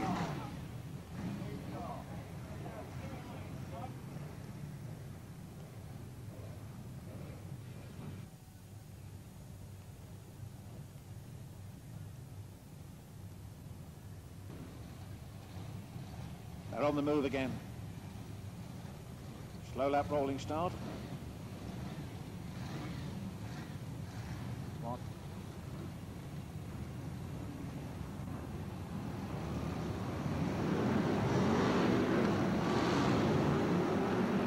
Green flag goes down, 49, 264, 38 first. Third place is actually on track, but not necessarily place. And there's another big pile up down on that bottom turn. Three of them getting involved there. James Potter having to take avoiding action in car number 10, so does Paul Harrison in car number 2. The leader is still Russell in car number 49. From Legend in car number 264. Will Yarrow in car number 22. First, a second and a third. Track clearing up on the top turn there. Russell in car number 49 hammering his way down that far side. The gap not closing at all yet. Oh, and that's Lenton there in car number 264. Using the bumper on the man immediately in front of him. Will Yarrow. Going wasn't, he was 263 in back. Using the bumper there. We've got trouble for Rob Speak in car number 318. But over on that back straight is still car number 49, the leader. He's the man setting the pace at the moment. Off to the sacred centre goes USA 1. Coming out of turn 4. It's halfway next time, Mr. Starler, halfway next time. And it's number 49, Carl, your leader, number 49. Ja, 49 steeds aan de leiding voor 264 voor 22. Dat zijn de eerste drie. 9 met 49 is David Asso. 264 Gary Lenton en 22. Fred Hink daar even in de problemen terwijl we Dirk Medaris en Hink daar gewoon zo op het middenterrein staan. Fred Hink wel door, maar nog steeds 49 aan de leiding. Hier komt hij weer voorbij. 49, 264 op zijn bumper. 22 zijn de eerste drie. 264 nieuwe leider, 49 eruit. 264. 264 Gary Lenton aan de leiding. 264. So the leader's gone on that top turn, and we've got a new leader coming out of that turn. It's Lenton in car number 264. Will Yarrow still in that second place in car number 22, and Andrew Smith looks as if he's moved up into third place in car number 391. That looks as if that's the situation. Gary Costell a little way behind. Oops! In goes the bumper on Yarrow there on the Coventry turn. Leader through again, and it's 264 from number 391. First and second places. Lenton still in the lead, and it's 5 next time, Mr. Starter. So with 5 laps to go, it's the leader is Lenton in car number 264, with Will Yarrow, Andrew Smith in car number 391 in that second position, and Will Yarrow third in car number 22, first, second and third. Still open, very much so. Gary Costell gets bogged there by back marker in car number 247. And once again, the bumpers coming on that turn. It was quite interesting to see who that was. It was Mark Gilbank, in fact, in car number 21, who rattled a few cages there. So in the closing stages, Gary Lenton in car number 264 comes out of that turn. 3 laps to go. And it's Andrew Smith who's now leading in 391. Andrew Smith in 391. En die Smith met 391 aan de leiding, want je pakt die nuttig op van 264 van de Gary Lenton. We zagen ook dat 247 keer gesteld daar een behoorlijke problemen kwam. Die was er goed bijgekomen, maar hij moet daar door met terug. 391. 264, 22. Gary Gastel 247. Mark Woudenberg rijdt er mee. Fred Hink rijdt er mee. Mark Woudenberg naar buiten. Fred Hink binnendoor voorbij. Die rijdt er in ieder geval mee. Maar aan de lijn nog steeds 391 en die Smit. So we're into the final stages there. Andrew Smith in car number 391 there, bowling round there very, very quickly indeed. Lenton in second place. And there's the checkered flag time. It looks like a win for Andrew in car number 391. He crosses the line first with Gary Lenton in car number 264. And Will Yarrow in car number 22. Mark Gilbank in car number 21. Gary Castelli 247. And Paul Harrison in car number 2. Then comes Junior Wayman in 515. 1 or 2 more to come across the line before the red flag goes out. That'll do us, Mr. Starder. Ready, if you would, please.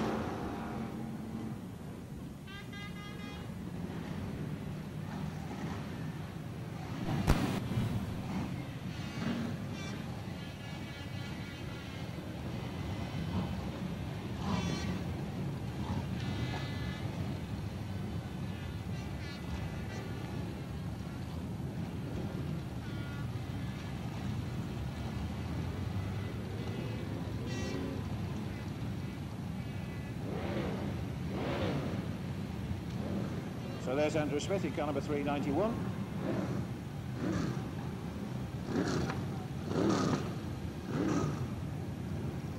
A good effort too from Gary Lenton in car number 264, finishing in second place. Right, okay, it's time now to meet our final race winner of the evening. And it is, ladies and gentlemen, 391, Andy Smith. Well done, Andy. Congratulations, mate. I'm going to ask Ben to hand over the trophy. There you go. So, Smithy gets the hat, he gets the 10-tool voucher and the trophy as well. Oh, it fits. Nearly. There you go, quick photo call down. We'll bring Andy right around the stadium for your appreciation. Our final winner on this night of nights, Schneider Electric's World Championship evening. So the Grand National won by A. Smith Esquire.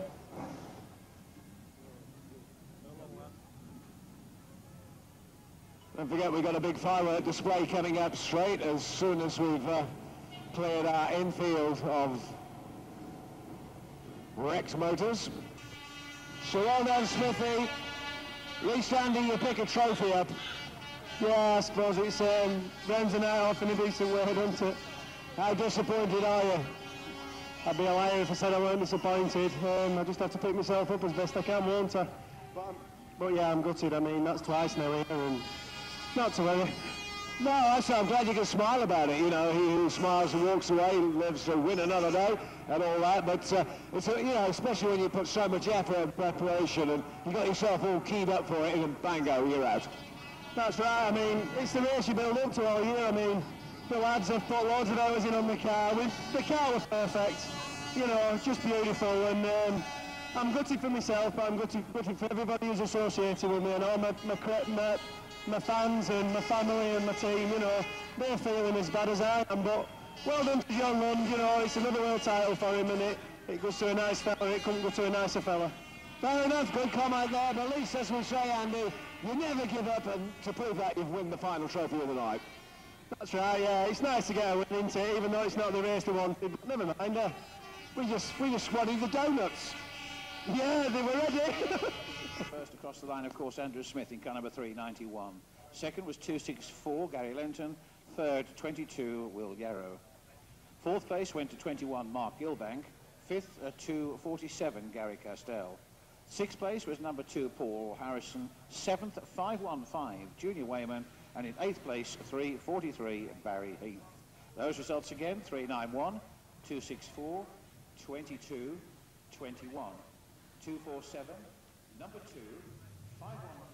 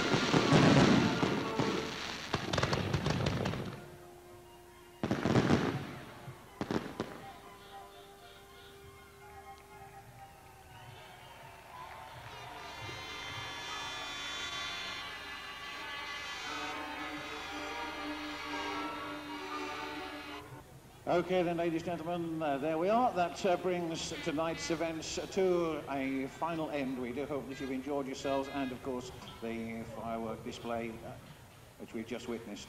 I hope to see some of you back at Northampton tomorrow, start time 1 o'clock. But until then, this is Commendator Bev Greenhalgh wishing you, on behalf of everyone here at Coventry, a very good night, a safe journey home. Please drive carefully.